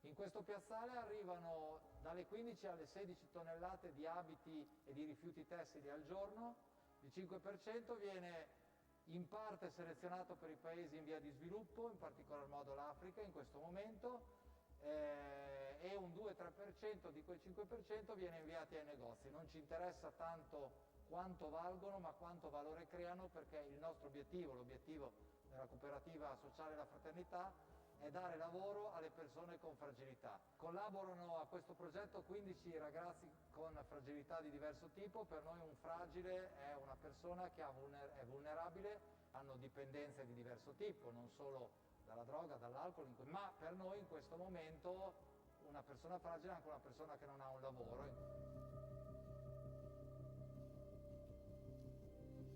Ogni giorno noi apriamo circa 1500 kg di roba divisa in sacchi, e appunto li selezioniamo, i migliori, la crema va destinata ai nostri negozi END, l'estivo, che noi chiamiamo Tropical Mix, va destinato a paesi in via di sviluppo con cui collaboriamo, e tutto il resto viene poi riselezionato e dato ad altri impianti. L'industria della moda sappiamo che è una delle più inquinanti al mondo. Qua troviamo veramente di tutto, tantissima roba anche nuova con cartellino, cose che magari sono state indossate pochissime volte e non so, ad esempio hanno solo un piccolo difetto, quindi in realtà di scarto vero e proprio ne abbiamo pochissimo. Cioè tantissimi oggetti vintage, anche particolari, e abbiamo trovato molte cose anche di marca, da Moschino, Gucci, Fendi, oggetti veramente unici che qualcuno ci ha ci ha gentilmente donato, che non utilizza più e a cui noi possiamo dare una nuova vita. Sono cose che potrebbero essere tranquillamente recuperate e riparate, ma la gente oggi preferisce donarle piuttosto che spendere soldi per metterla a posto, proprio perché il fast fashion e il consumismo hanno abbassato talmente tanti prezzi che la gente è invogliata a continuare a comprare e quindi diciamo che si entra in un circolo vizioso dove più si compra e più si spreca, e questo crea un danno notevole all'ambiente.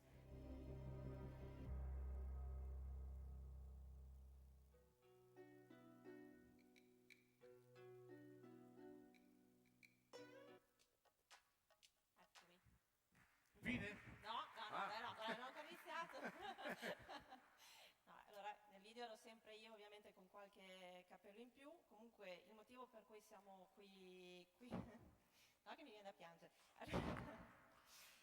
Il motivo per cui siamo qua oggi e per cui appunto siamo tra i finalisti di questo premio è perché abbiamo deciso di provare ad innovare il sistema appunto dei cassonetti, cercando di portare appunto delle innovazioni, introducendo un cassonetto che noi abbiamo definito intelligente, eccolo qua, perché incentiva le persone a conferire in maniera corretta attraverso un premio di reward, cioè ogni volta che una persona conferisce all'interno di questi cassonetti intelligenti riceve un buono sconto che in generale è sempre legato ad altre attività legate al sociale e all'ambiente. Inoltre è dotato di una tecnologia che consente agli operatori anche a distanza di monitorare il riempimento del cassonetto, quindi da evitare quelle spiacevoli scene che a volte si vedono sulle strade di sacchetti abbandonati a fianco perché i cassonetti sono pieni, ed è infine dotato di 2 schermi digitali e touch che consentono anche agli utenti e chi usufruisce di questi cassonetti di informarsi sui vari sistemi di economia circolare, sui vari progetti che noi stiamo finanziando e portiamo avanti. Questo è il cassonetto. Per noi End è a New Day for people, a New Day for clothes, quindi un nuovo giorno sia per le persone sia per i vestiti.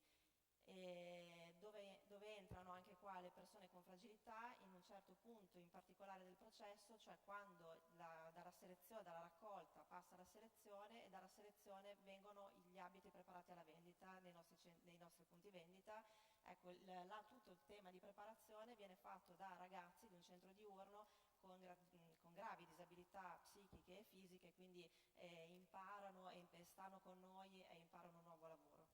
Il progetto è sostenuto dalla cooperativa sociale La Fraternità, cooperativa che nasce su emanazione di Don Oreste Benzi e dall'associazione Papa Giovanni XXIII. Solo per citarvi un paio di dati che leggete anche qua, dal 2005 la cooperativa ha dato lavoro a più di 1350 persone, di cui il 44% appunto con varie fragilità, e fa parte ed è lo status di consultivo speciale al Consiglio economico e sociale dell'ONU. Vi lascio un ulteriore video oggi per spiegarvi il progetto di End dall'inizio alla fine.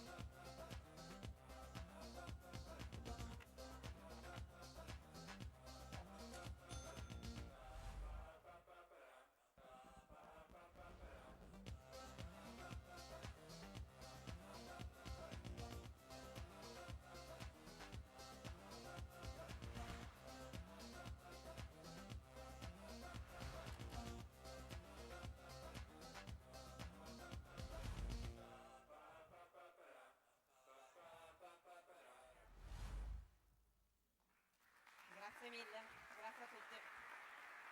Solo una curiosità, Per quelli che comprano le cose da casa, voi le spedite anche? Spediamo in tutta Italia, in tutto il mondo. La vendita più lontana che abbiamo fatto è stato un trench in Giappone. È stata in Giappone. Questa è stata Avete come preso dire. nota naturalmente, poi tutti quanti a comprare le Esatto, cose. che facciamo del bene alle persone e del bene all'ambiente. Grazie. Grazie mille a voi. Grazie. Tra l'altro molte di queste realtà, anche di quelle che erano state citate prima su Buone Notizie, le abbiamo raccontate anche in più occasioni. Una di queste è quella di Mirko Cazzato, che è quel ragazzino che vi dicevo prima, se l'ha inventata a 14 anni. E lui, adesso quanti ne hai adesso? 20. Cioè potresti, mio nipote potresti, neanche mio figlio. Lui è il cofondatore, ma prima mi dicevi in realtà era il fondatore, cioè non è che eravate in tanti, di G-Pro Ma Basta, di Lecce. Dici. Buonasera a tutti, grazie mille per questa fantastica opportunità, sono davvero molto felice e onorato oggi di essere qui, di raccontarvi un po' la mia idea. Questa idea è nata quando appunto avevo 14 anni. Ma Basta oggi è formata da 28 studenti dai 14 ai 17 anni che frequentano la mia ex scuola superiore, il Galilei Costa Scarambone di Lecce, la vecchia ragioneria, un tecnico economico, in cui io mi sono appunto diplomato 2 anni fa. Poi ci sono io, appunto che sono il fondatore, team leader del progetto, e infine, non perché è meno importante, anche dal mio professore di informatica, il professore Daniele Manni, che è un po' il mio supervisore, colui che mi aiuta un po' in quei passaggi particolari che a 20 anni magari non riesco ad affrontare e che possono un po' destabilizzarmi. Ma Basta nasce dopo che quel giorno, il 19 gennaio 2016, io frequentavo il primo superiore, il professore entrò in classe e ci raccontò di una notizia, di un caso di Pordenone del giorno prima, di una dodicenne di Pordenone appunto che tentò il suicidio a causa di atti di bullismo. Questa storia ci distrusse me e i miei compagni di classe, perché non riuscimmo a capire come fosse possibile che una ragazza di 12 anni potesse morire o tentare di morire semplicemente perché un altro coetaneo la stava spingendo in questo. Diceva che era una nullità, che non valeva niente, a soli 12 anni. Bene, questa nostra non comprensione, questa nostra voglia di fare qualcosa ha dato vita a Ma Basta, che non è solo una grande esclamazione, ma è anche l'acronimo di Movimento Antibullismo animato da studenti adolescenti. Studenti adolescenti perché? Perché non solo è formato da studenti adolescenti, quei 28 ragazzi, ma anche perché, come si intende tra poco, noi operiamo con i ragazzi, principalmente con i ragazzi. Il problema, come si ben capite, il problema è il bullismo, perché il 60-70% dei ragazzi è vittima di bullismo, è stata vittima o è vittima di bullismo. Questo è un dato un po' raccapricciante, perché sapere che un nostro nipote, un nostro figlio, una nostra figlia, una nostra nipotina può essere vittima di bullismo e noi non lo sappiamo, è una cosa che ci può spaventare, perché alla fine il bullismo è nascosto, finché non viene fatto venire fuori, finché non viene fatto scoprire. E quindi un po' quello che noi vogliamo fare è questo qua, cercare di risolvere questo problema. Gli adulti l'hanno quasi sempre fatto, lo continuano a fare, l'hanno sempre fatto, solo che se oggi siamo ancora qui a parlarne un motivo ci sarà. E non è colpa vostra, non è colpa degli adulti se il problema ancora esiste, perché giustamente se un problema non si vive sulla propria pelle, come si fa a risolvere? È quasi impossibile. Allora ecco perché noi ragazzi abbiamo, dato vita a una nostra soluzione, chiamata Modello Ma Basta. Sono 6 semplici azioni innovative, concrete, reali, testate, che servono per contrastare, debullizzare e aiutare quanti più vittime possibili e permettere a tutti i ragazzi d'Italia di debullizzare la propria classe e le classi intorno. Brevemente queste 6 azioni sono: prima azione, il MABA Prof, un docente referente in ogni scuola, in ogni classe, perché come forse ben sapete il MIUR ha già detto a tutte le scuole di eleggere un docente referente in ogni scuola. Il problema è che qua in Italia non abbiamo solo una scuola e un dirigente, abbiamo un dirigente che ha 4 scuole, 4 siti differenti, e quindi il MIUR ha detto solo un docente per 4 siti differenti, il che è quasi inutile. Allora noi cosa abbiamo pensato? Bene, è una bellissima idea che voi adulti avete proposto, un passo in più per combattere il bullismo, applichiamolo un po' meglio, perché noi ragazzi stiamo dentro il problema, sappiamo come potrebbe essere magari applicato un po' meglio. Quindi diciamo ai ragazzi di eleggere un docente referente, quel docente che è più simpatico alla classe, quel docente che sempre pronto e disponibile ad ascoltare i ragazzi e che può in qualche modo dare una mano, che può risolvere concretamente il problema. Seconda azione, dare a ogni ragazzo della classe, di tutte le classi d'Italia, un test chiamato MABA test, che non è un test come un compito italiano di matematica con delle domande aperte di cui i ragazzi magari sbuffano o addirittura la sera prima si arrabbiano perché non sono molto preparati. È semplicemente un test creato da noi stessi, da noi ragazzi stessi, che è molto banale e facile, perché è a crocette, quindi i ragazzi sono felici di farlo, senza voto ed è anonimo, per permettere a chiunque di poter raccontare qualsiasi cosa sappiano, subiscano o vedono, senza però paura, senza paura di essere scoperti, senza poi essere picchiati dal bullo. E in più è un ottimo mezzo per il MAPA prof, per quel docente referente eletto, perché con questo mezzo può capire la situazione presente in classe e prendere i giusti provvedimenti. Inoltre il MAPA test è anche un mezzo informativo per i ragazzi, perché informa sulle leggi, la legge del 2017 contro il bullismo, e su molte terminologie importanti che molto spesso vengono sottovalutate. L'innovazione qual è? L'innovazione, c'è anche la terza azione, giustamente io sono abituato ad andare avanti, perché come dicevo, quante volte va avanti questa cosa? Ok. Sono abituato ad andare avanti con le slide perché quando vado nelle classi tengo per ogni slide le azioni, qua invece sono molto brevi. La terza azione invece è quella del fare leggere in ogni classe i bulliziotti. 2 compagni di classe eletti dai ragazzi stessi che hanno questo compito di creare in classe un gruppo classe, non però virtuale su WhatsApp, un gruppo classe reale, che abbia fisicità reale in classe e che serva per spiegare ai bulli che stanno sbagliando, perché molto spesso si sottovaluta il fatto che i bulli non stanno bene, hanno qualche problema se si comportano in quel modo, vanno aiutati. Quindi sì, mettere ad un angolo i bulli, non per picchiarli o per prenderli in giro, semplicemente per raccontargli quello che fanno è sbagliato e che possono cambiare e che se cambiano possono avere tanti amici. Perché quello che abbiamo scoperto è che i bulli hanno gravi problemi a livello familiare, scontato, magari i genitori si stanno separando, forte motivo di stress. Ma quello che abbiamo scoperto è che molti bulli non sanno avere delle amicizie. Pensano che picchiare il più debole per avere l'applauso e l'indifferenza degli altri significa avere degli amici, quando invece non è così. Bisogna spiegare ai bulli che non è così. Bisogna spiegare ai bulli che se si comportano in quel modo sono soli. Quindi basterebbe dire, amico mio, come ti comporti è completamente sbagliato. Cambia. Se tu cambi, io sono tuo amico. In questo modo i bulli cambiano. Il 90% dei bulli cambia da così a così, perché è il loro compagno di classe che dice al bullo di cambiare, e cambia. Allora, poi c'è quel 10% di bulli che non vuole comprendere, che magari è più difficile fargli cambiare idea. A quel punto diciamo ai bulliziotti, al gruppo che vanno a creare, che non deve mollare, che deve rivolgersi agli adulti, ed ecco qua che entrano in gioco gli adulti. Una parte molto importante, perché fino adesso non vi ho tirato in ballo, ma siete molto importanti, perché voi avete quei mezzi e quelle capacità per risolvere i problemi. I ragazzi sono bravi a farli emergere, a dire guardate che qua c'è questo problema, dobbiamo risolverlo. E noi diciamo proprio questo ai ragazzi, di non avere paura a venire da voi, di non avere paura nel venirvi a raccontare che in quella classe c'è un problema, nel venirvi a chiedere aiuto. Dal vostro canto però vi chiedo di non essere indifferenti. Quando un ragazzo vi verrà a chiedere aiuto, per favore, aiutatelo. Perché se lo sta venendo a dire vuol dire che lui non ci sta riuscendo. Molto spesso queste cose negli adulti si vanno un po' a perdere. 6 minuti, Mirko? Sono inutile. Vai. Quarta azione, la bully box. La bully box è una scatola, un'urna presente nella classe, nella scuola, che serve per segnalare i casi di bullismo. Chiunque, qualunque ragazzo può segnalare con un semplice bigliettino, una banale frase, in questa classe c'è bullismo, il nome della classe, qualunque atto di bullismo. Poi sarà opera degli adulti verificare la giusta se dice la verità in poche parole, di quello scritto sul bigliettino, e quindi riuscire a risolvere quel caso in classe. Quinta azione, informare chiunque che sul nostro sito c'è attivo il MABA-DAD, Digital Anti-Bullying Desk, una sorta di bully box virtuale per permettere a chiunque di segnalare digitalmente i casi di bullismo, e noi ragazzi non basta, poi ci impegneremo a girare la segnalazione agli esperti, quindi a psicologi, avvocati, polizia postale, dirigenti scolastici.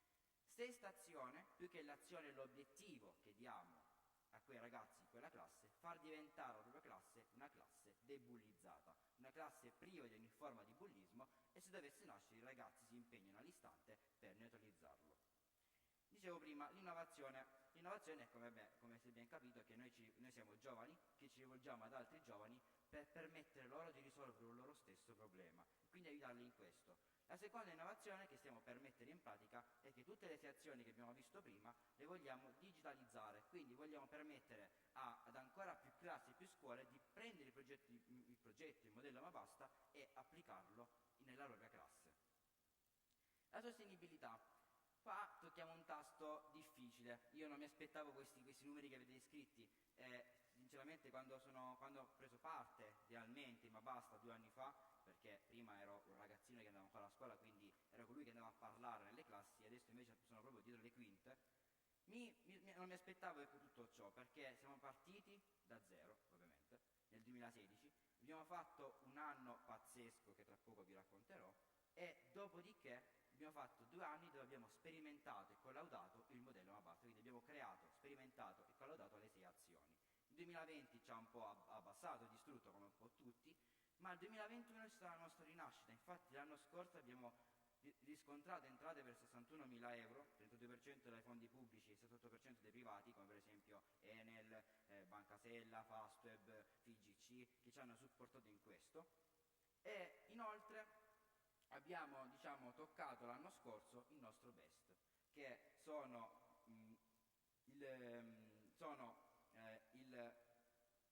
il fatto di aver raggiunto 1500 classi in tutta Italia e 10 classi anche in Francia, giusto così una sperimentazione veloce per capire se anche in Francia è come in Italia, e anche per renderci conto che in realtà il bullismo non è solo italiano ma è una cosa mondiale, e su questo sono emersi dati che adesso non è il luogo giusto per raccontare. Abbiamo coinvolto l'anno scorso 38.000 studenti in tutta Italia, abbiamo fatto emergere oltre 1000 casi, abbiamo dato serenità a 316 vittime, spiegando loro che non sono loro il problema e che devono farsi aiutare e che possono essere aiutate. Abbiamo aiutato 73 bulli e bulle, quindi vuol dire che questi bulli hanno compreso che avevano bisogno di aiuto e si sono fatti aiutare. La nostra più grande il nostro più grande orgoglio è quello di essere riusciti a sensibilizzare migliaia di ispettori, facendogli capire che questo problema è loro e che possono davvero risolverlo. Ultimo minuto. Mi preme, io non sono molto bravo in questa slide che vedete, la slide che odio, l'ultima la odio perché devo raccontare un po' quello che Ma Basta ha fatto in questi anni, non sono molto bravo a elogiare, però parla un po' da sé. Abbiamo incontrato il Presidente Mattarella, Papa Francesco, siamo andati sul palco di Sanremo nel 2017, l'anno scorso sono stato nominato tra l'unico europeo tra i 10 studenti più impattanti al mondo, abbiamo fatto collaborazioni con Spider-Man, con Tom Holland, con Panini Comics, quindi abbiamo fatto in questi anni davvero tantissime cose. E perché non sono molto bravo a raccontare questo con enfasi, come magari fanno tanti, e per il quale molti si innamorano delle start-up per questo? Perché in realtà quello che io amo dire che abbiamo raggiunto 38.000 studenti in tutta Italia, 38.000 studenti che adesso sanno come poter prevenire, contrastare e debullizzare ogni forma di bullismo e cyberbullismo. Questi siamo noi, questo è Ma Basta, questo è quello che facciamo da 6 anni. Grazie mille per la vostra attenzione. Ci sono di quelli che se gli dai un microfono in mano li devi abbattere. Esatto. Grazie Mirko, grazie. A voi. Il quarto è Ludovico Nalon, eccolo qua, Graticolato, società cooperativa sociale, San Giorgio delle Pertiche, è giusto, San Giorgio delle Pertiche, vicino di casa vostro praticamente. Bene. Magnifica rettrice, professoressa... Microfono, ce l'hai? Non sentivo, prova un po'. Magnifica rettrice, professoressa Daniela Mapelli, professor Gilberto Muraro, Presidente della Fondazione Cassa di Risparmio di Padova e Rovigo, dottor Tiziano Vecchiato, Presidente della Fondazione, Emanuela Zancan, autorità tutte, gentili ospiti. Il Graticolato è una cooperativa sociale dell'Alta Padovana, a scopo plurimo, che collabora con i servizi sociali dell'ASL, SEI e Uganea. Scopo principale del Graticolato è l'inserimento sociale delle persone disabili, puntando alla consapevolezza di un proprio sé adulto anche attraverso l'educazione al lavoro. La cooperativa gestisce i seguenti servizi per la disabilità: 3 centri diurni in convenzione con l'azienda sanitaria, 90 posti, un centro di orientamento denominato Il Ponte per giovani adulti che hanno terminato il percorso scolastico, 25 posti. 2 comunità alloggio per persone disabili, 20 posti. 2 gruppi appartamento per persone disabili dotate di buone autonomie residue, 12 posti. Inoltre, in un'area boschiva di 6 ettari in località Vaccarino di Piazzola sul Brenta, stiamo costruendo un centro diurno rivolto a giovani adulti con disturbo dello spettro autistico, 30 posti. Nel corso degli anni si è sviluppato inoltre il ramo di impresa denominato La Ginestra, finalizzato all'inserimento lavorativo di persone invalide e svantaggiate. L'obiettivo di questo settore è creare un luogo adatto alla formazione occupazionale che sia un ponte verso le aziende private nei vari settori produttivi. A tal fine collaboriamo con una trentina di realtà imprenditoriali del territorio, offrendo la possibilità, dopo la stipula di un'apposita convenzione, di assolvere all'obbligo dell'assunzione della persona svantaggiata nell'ambito delle categorie protette. Per realizzare la sua mission, il Graticolato ha pensato, voluto e realizzato il Centro Paolo VI, come luogo ispirato al nuovo umanesimo cristiano del grande Papa. Un umanesimo che sa rivolgersi all'uomo vivo, all'uomo tragico dei suoi propri drammi, all'uomo così com'è, che sempre attende qualcosa, che attende che altri si prendano cura di lui per restituirgli la dignità di essere umano.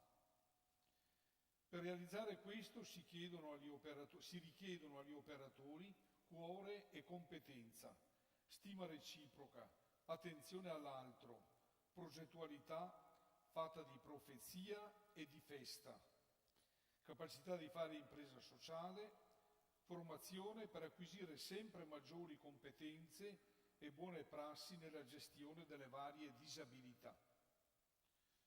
Non viene trascurata neppure un'attenzione educativa culturale verso i genitori degli ospiti, allo scopo di accompagnarli nella accettazione e nella comprensione delle disabilità dei loro figli e l'azione di sensibilizzazione verso le istituzioni, le forze economiche e la società civile perché maturino la capacità di inclusione dell'uomo fragile, considerandolo soggetto portatore di diritti e non un peso per la collettività, dell'uomo in quanto uomo, come ci insegna Kant. Non ci accontentiamo più di essere soggetto che risponde ai bisogni, ma vogliamo essere visionari, innovatori e costruttori di una società migliore.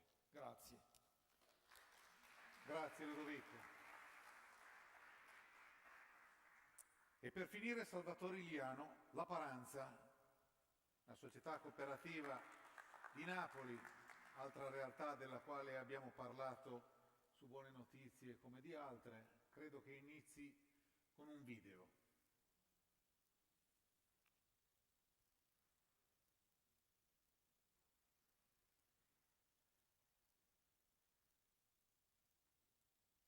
And now, a special experience from Napoli that is linked to the talk generativity, relational goods and civil economy. La Paranza nasce nel 2006 in maniera, come dire, spontanea dalla volontà di un gruppo di ragazzi, null'altro, di riscattare il proprio quartiere. Le prime attività erano i tour nel rione, i tour guidati nella catacomba di San Gaudioso. All'inizio è stato difficile, le sconfitte erano anche quotidiane, cioè lavorare in un quartiere di cui si parla sempre male. Era difficile trovare ogni volta una forza nuova, una motivazione nuova per continuare, e in questo ha giocato molto Padre Antonio Loffredo. Cioè Padre Antonio ha fatto sì che in ognuno di noi non si perdesse mai la speranza di fare quello che volevamo fare. abbiamo partecipato a un bando della fondazione più importante che lavora per il Sud Italia, che si chiama Fondazione Con il Sud, che metteva a bando un finanziamento per la rivalutazione di un monumento abbandonato che potesse creare occupazione nel territorio circostante. E sapevamo che qui c'erano le catacombe di San Gennaro, semi abbandonate perché gestite con difficoltà direttamente da Roma, dal Vaticano, e pensammo di proporci per far sì che anche le catacombe di San Gennaro potessero diventare una porta aperta verso il quartiere. Adesso, grazie alla vostra presenza, al lavoro che viene fatto sui ragazzi del Rione, questo quartiere sta cambiando faccia. Voi da oggi siete inconsapevolmente parte di questo progetto, perché anche grazie ai vostri biglietti che non solo si genera lavoro, ma perché la vostra presenza incoraggia tanti altri. Si genera un indotto positivo nel commercio, nelle attività all'esterno della catacomba, si genera anche un esempio positivo per i tanti ragazzi che magari immaginavano di non avere futuro qui, che l'unico futuro potesse essere altrove o potesse essere quello di una deriva negativa. Invece no, si dimostra che quello che poteva essere un sogno, un'utopia, un qualcosa di realizzabile in realtà è tangibile. La magia di questo luogo è molto semplice, è quella di avere una stratificazione così grossa che arriva come tempo, qua abbiamo nelle sepolture del IV secolo a.C., arriva come tempo a Ninive, a Babilonia, ma a differenza di quei luoghi, lì sono rovine da visitare. Qui è una vita che vive in questi siti che ancora vengono vissuti da gente. Questa è la particolarità, questa stratificazione così fortemente anche contaminata dall'oggi, no? Il valore aggiunto è l'incontro con le persone, cioè l'incontro con noi. Ognuno di noi ha una storia da raccontare. Ha fatto sì che all'interno di questo bel sogno ci fosse la possibilità di costruire la storia personale di ognuno di noi, perché la cooperativa La Paranza nasce per dare un'opportunità ai giovani. Prendere queste pietre che normalmente agli occhi dei tecnici possono essere scartate per delle imprese così importanti, per noi sono risultate testate d'angolo. Questo significa che il welfare che noi pensiamo non è quello assistenzialistico, è quello che va a promuovere la persona, sicuri che tutti possono essere testate d'angolo di un sistema che non va a soccorrere, anzi li soccorre promuovendoli. Oggi siamo 11 soci rispetto ai primi 6 iniziali e siamo 39 lavoratori.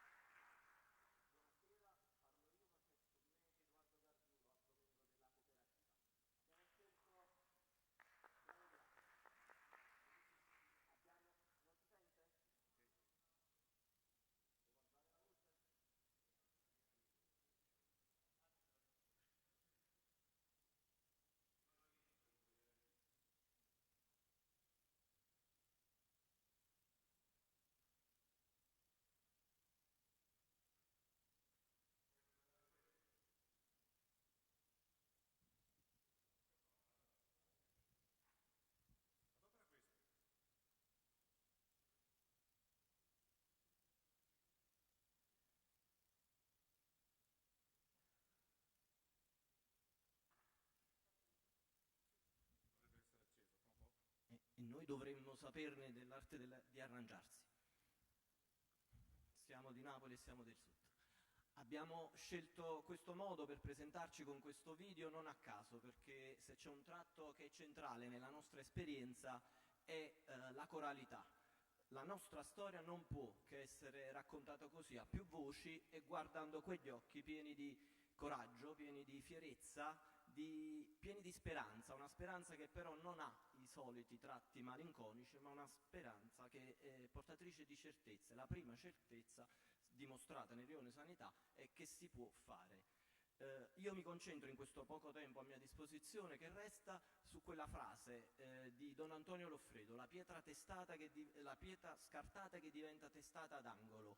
Perché? Perché a mio avviso ben rappresenta il bisogno sociale che abbiamo intercettato e al tempo stesso il metodo, o meglio l'innovazione sociale di cui è portatore quel metodo. Innanzitutto gli occupati, fortunatamente non sono 39 come diceva Susi nel video, ma ad oggi sono 48 lavoratori a tempo indeterminato. insegnato. Queste sono le prime pietre scartate. In questo numero 48 ci sono anche i tirocini di inserimento lavorativo, e sono fiero, come dire, di citarli tra gli occupati, perché, lasciatemelo dire, nel nostro caso i tirocini di inserimento lavorativo sono veramente di inserimento lavorativo, perché quasi nel 100% dei casi si trasformano in rapporti di lavoro a tempo indeterminato, e questo è decisivo. Avete capito che nella nostra storia la speranza è qualcosa di serio, e soprattutto con la speranza dei giovani non si deve mai scherzare.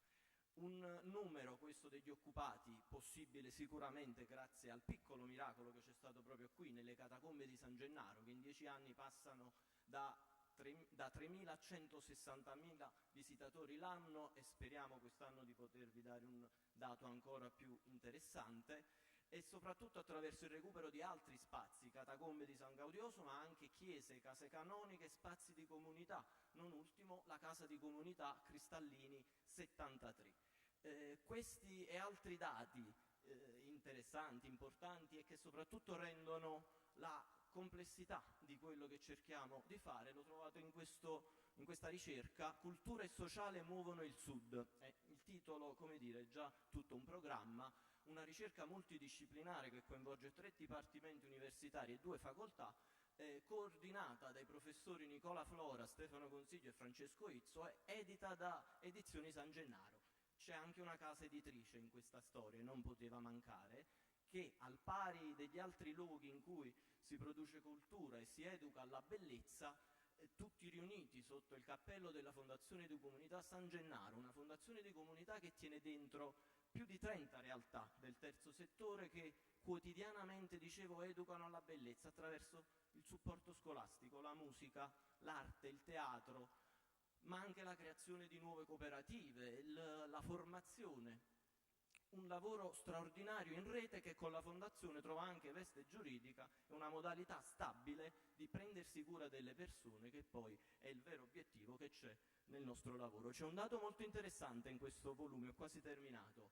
Pare che l'impatto, secondo stime prudenziali, pare che l'impatto economico della Paranza nella città di Napoli sia 33 milioni di euro. Ancora una volta, come il dato record degli ingressi alle catacombe, questo non è un punto d'arrivo, ma è soltanto un mezzo, perché anche quella ricchezza serve ad altro nel nostro caso, serve per fare qualcosa di molto più ambizioso, ma noi riteniamo non assolutamente utopistico o presuntuoso: cambiare la società, incidere fortemente sulla felicità delle persone e della comunità.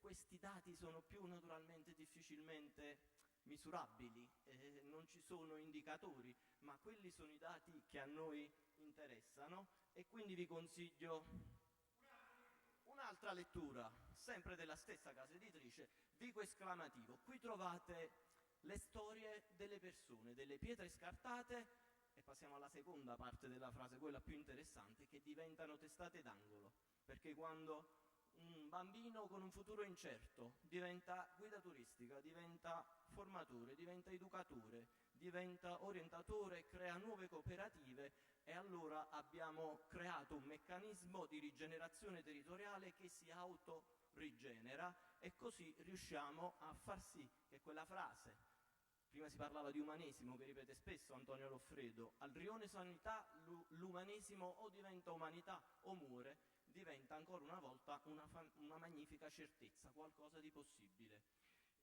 Non ho altri libri, però se volete completare, assolutamente, se volete completare però l'esperienza immersiva nel rione sanità, in questa bella storia, noi vi invitiamo, perché come dice Gaetano nel video, questo è un progetto di valorizzazione dal basso che addirittura rende protagonisti anche i visitatori delle catacombe, che non sono semplici spettatori passivi, ma sono protagonisti di questo processo e sono cittadini attivi, perché si emozionano. Ed emozionarsi oggi, a mio avviso, è un grande atto di cittadinanza attiva, perché rifoscilla quella speranza di cui parlavo all'inizio, e così si chiude il cerchio e possiamo continuare questa storia che è cominciata oggi, che vuole cambiare, ci sta riuscendo, il volto del rione sanità, ma soltanto il volto, l'anima mai. Grazie. Grazie Salvatore.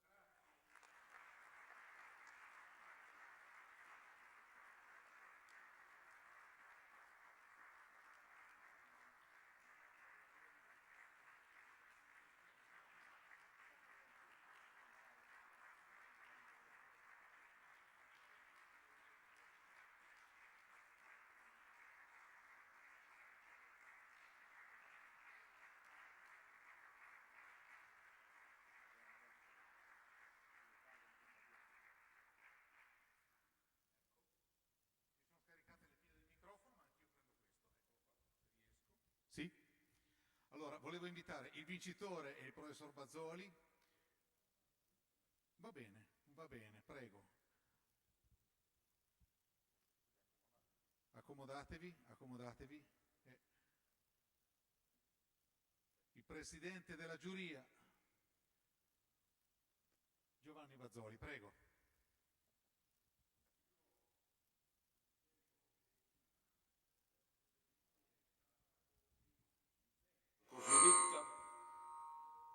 Così ricca di testimonianza, di racconti, di vita, che probabilmente sarebbe gradito che io dicessi che sono qui a dire che è concluso.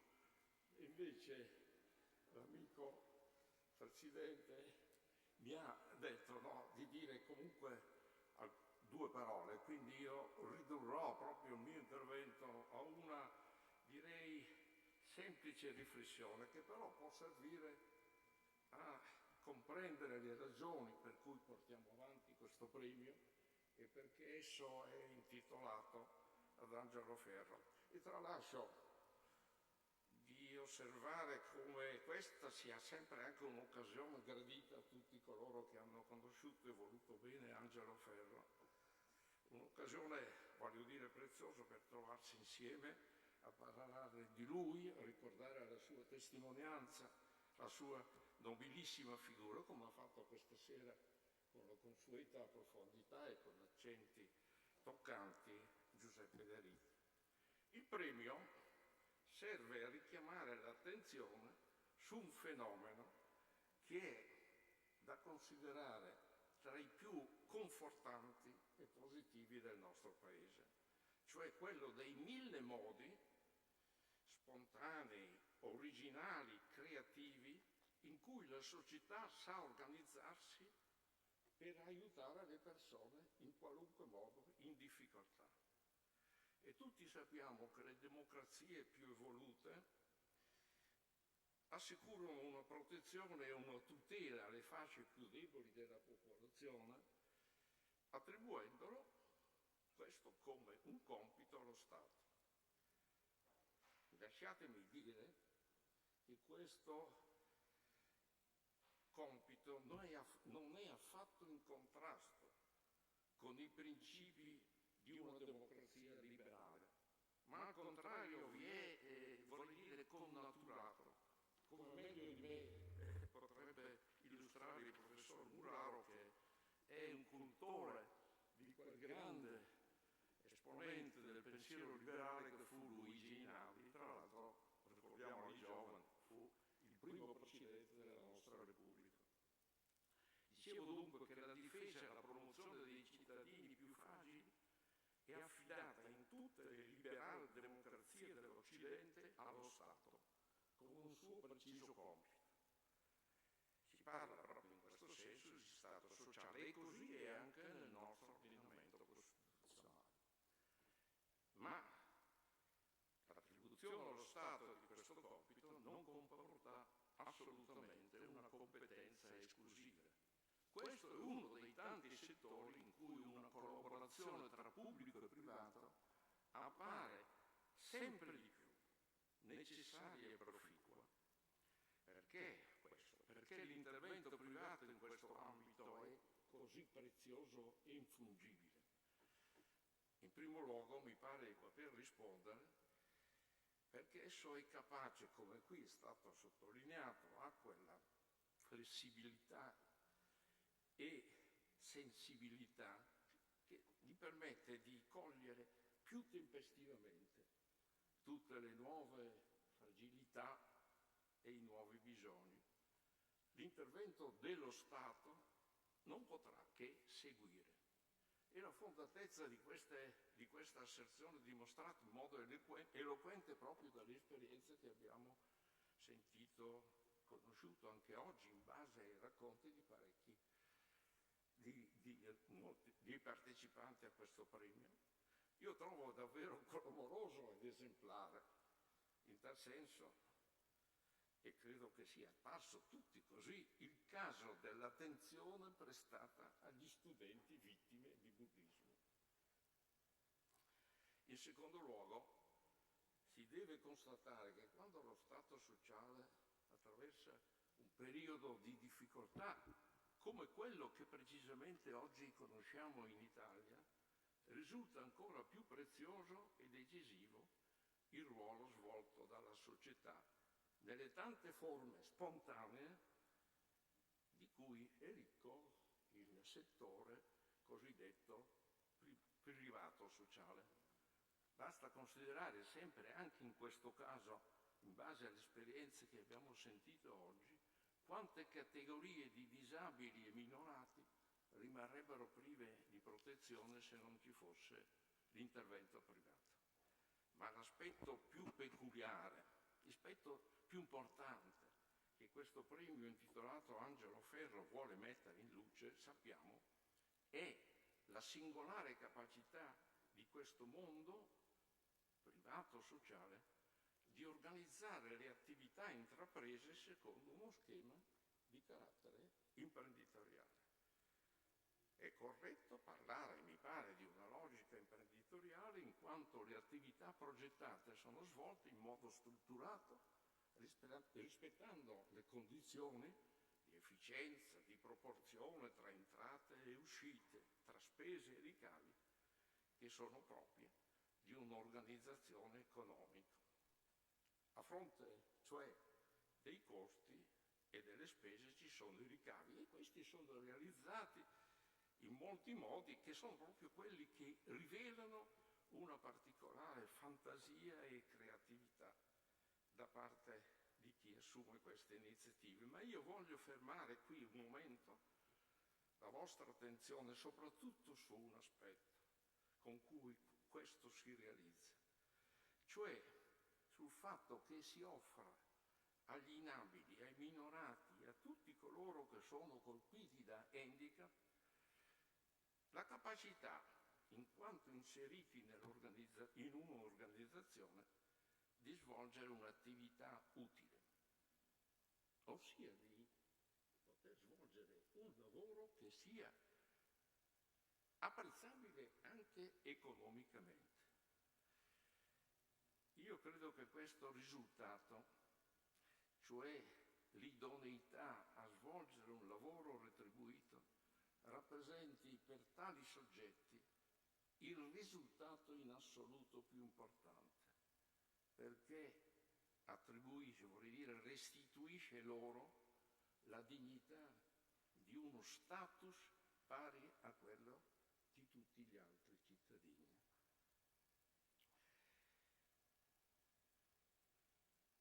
Offrire alle persone più fragili e sfortunate, tra cui rientrano nelle esperienze raccontate anche in questo premio, pure i carcerati, badate, la cui dignità viene tutelata pienamente dalla nostra Costituzione, vorrei dire in parallelo ai Vangeli, dove i prigionieri sono sempre citati tra i soggetti a cui è promessa la liberazione.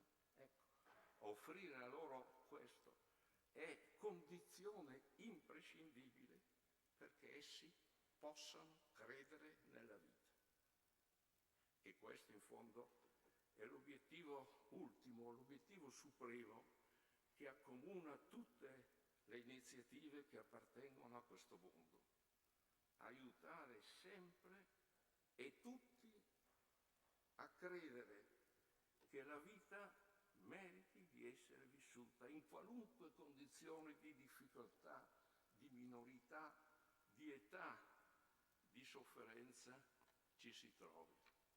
E questo è proprio quello che Angelo Ferro fece in modo mirabile per trasformare la longevità con tutte le sue difficoltà, le sue sofferenze, in una stagione di nuove risorse. Lui l'ha fatto a favore degli anziani, come anche oggi è stato ricordato, ma il suo esempio vale come riferimento per tutte le esperienze considerate. E proprio per questo egli è l'emblema del premio. Grazie. Grazie ancora Presidente.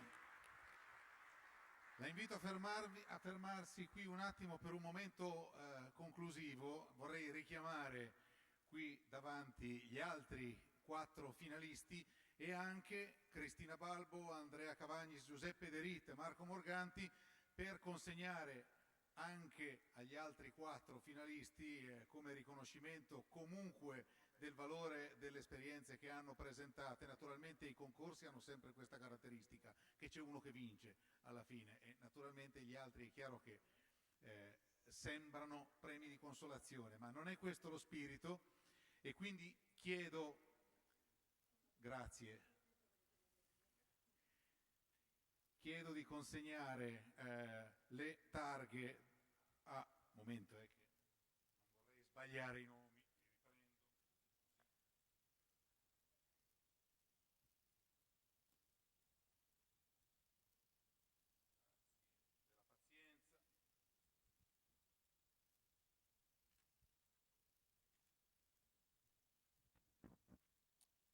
A Raffaella Pannuti di Fondazione ANT. Ah, ecco.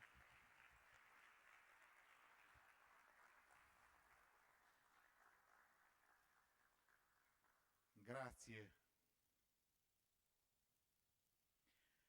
A Mirko Cazzato di Gipro Ma Basta.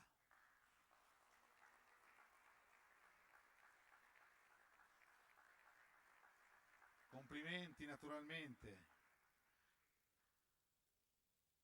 E poi a Francesca Tonelli, La Fraternità, Società Cooperativa Sociale Onlus di Bologna.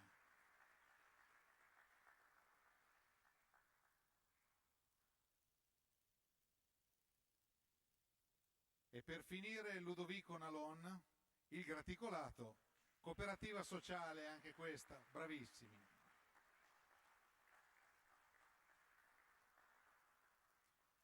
Se vi volete magari avvicinare per fare una foto a beneficio dei fotografi dove riusciate a esserci tutti quanti.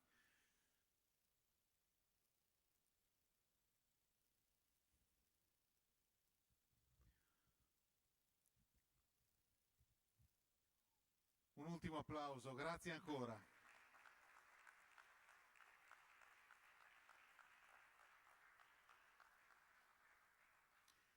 Grazie a tutti, grazie all'università che ci ha ospitato, ci vediamo fra un anno. Di nuovo buona serata.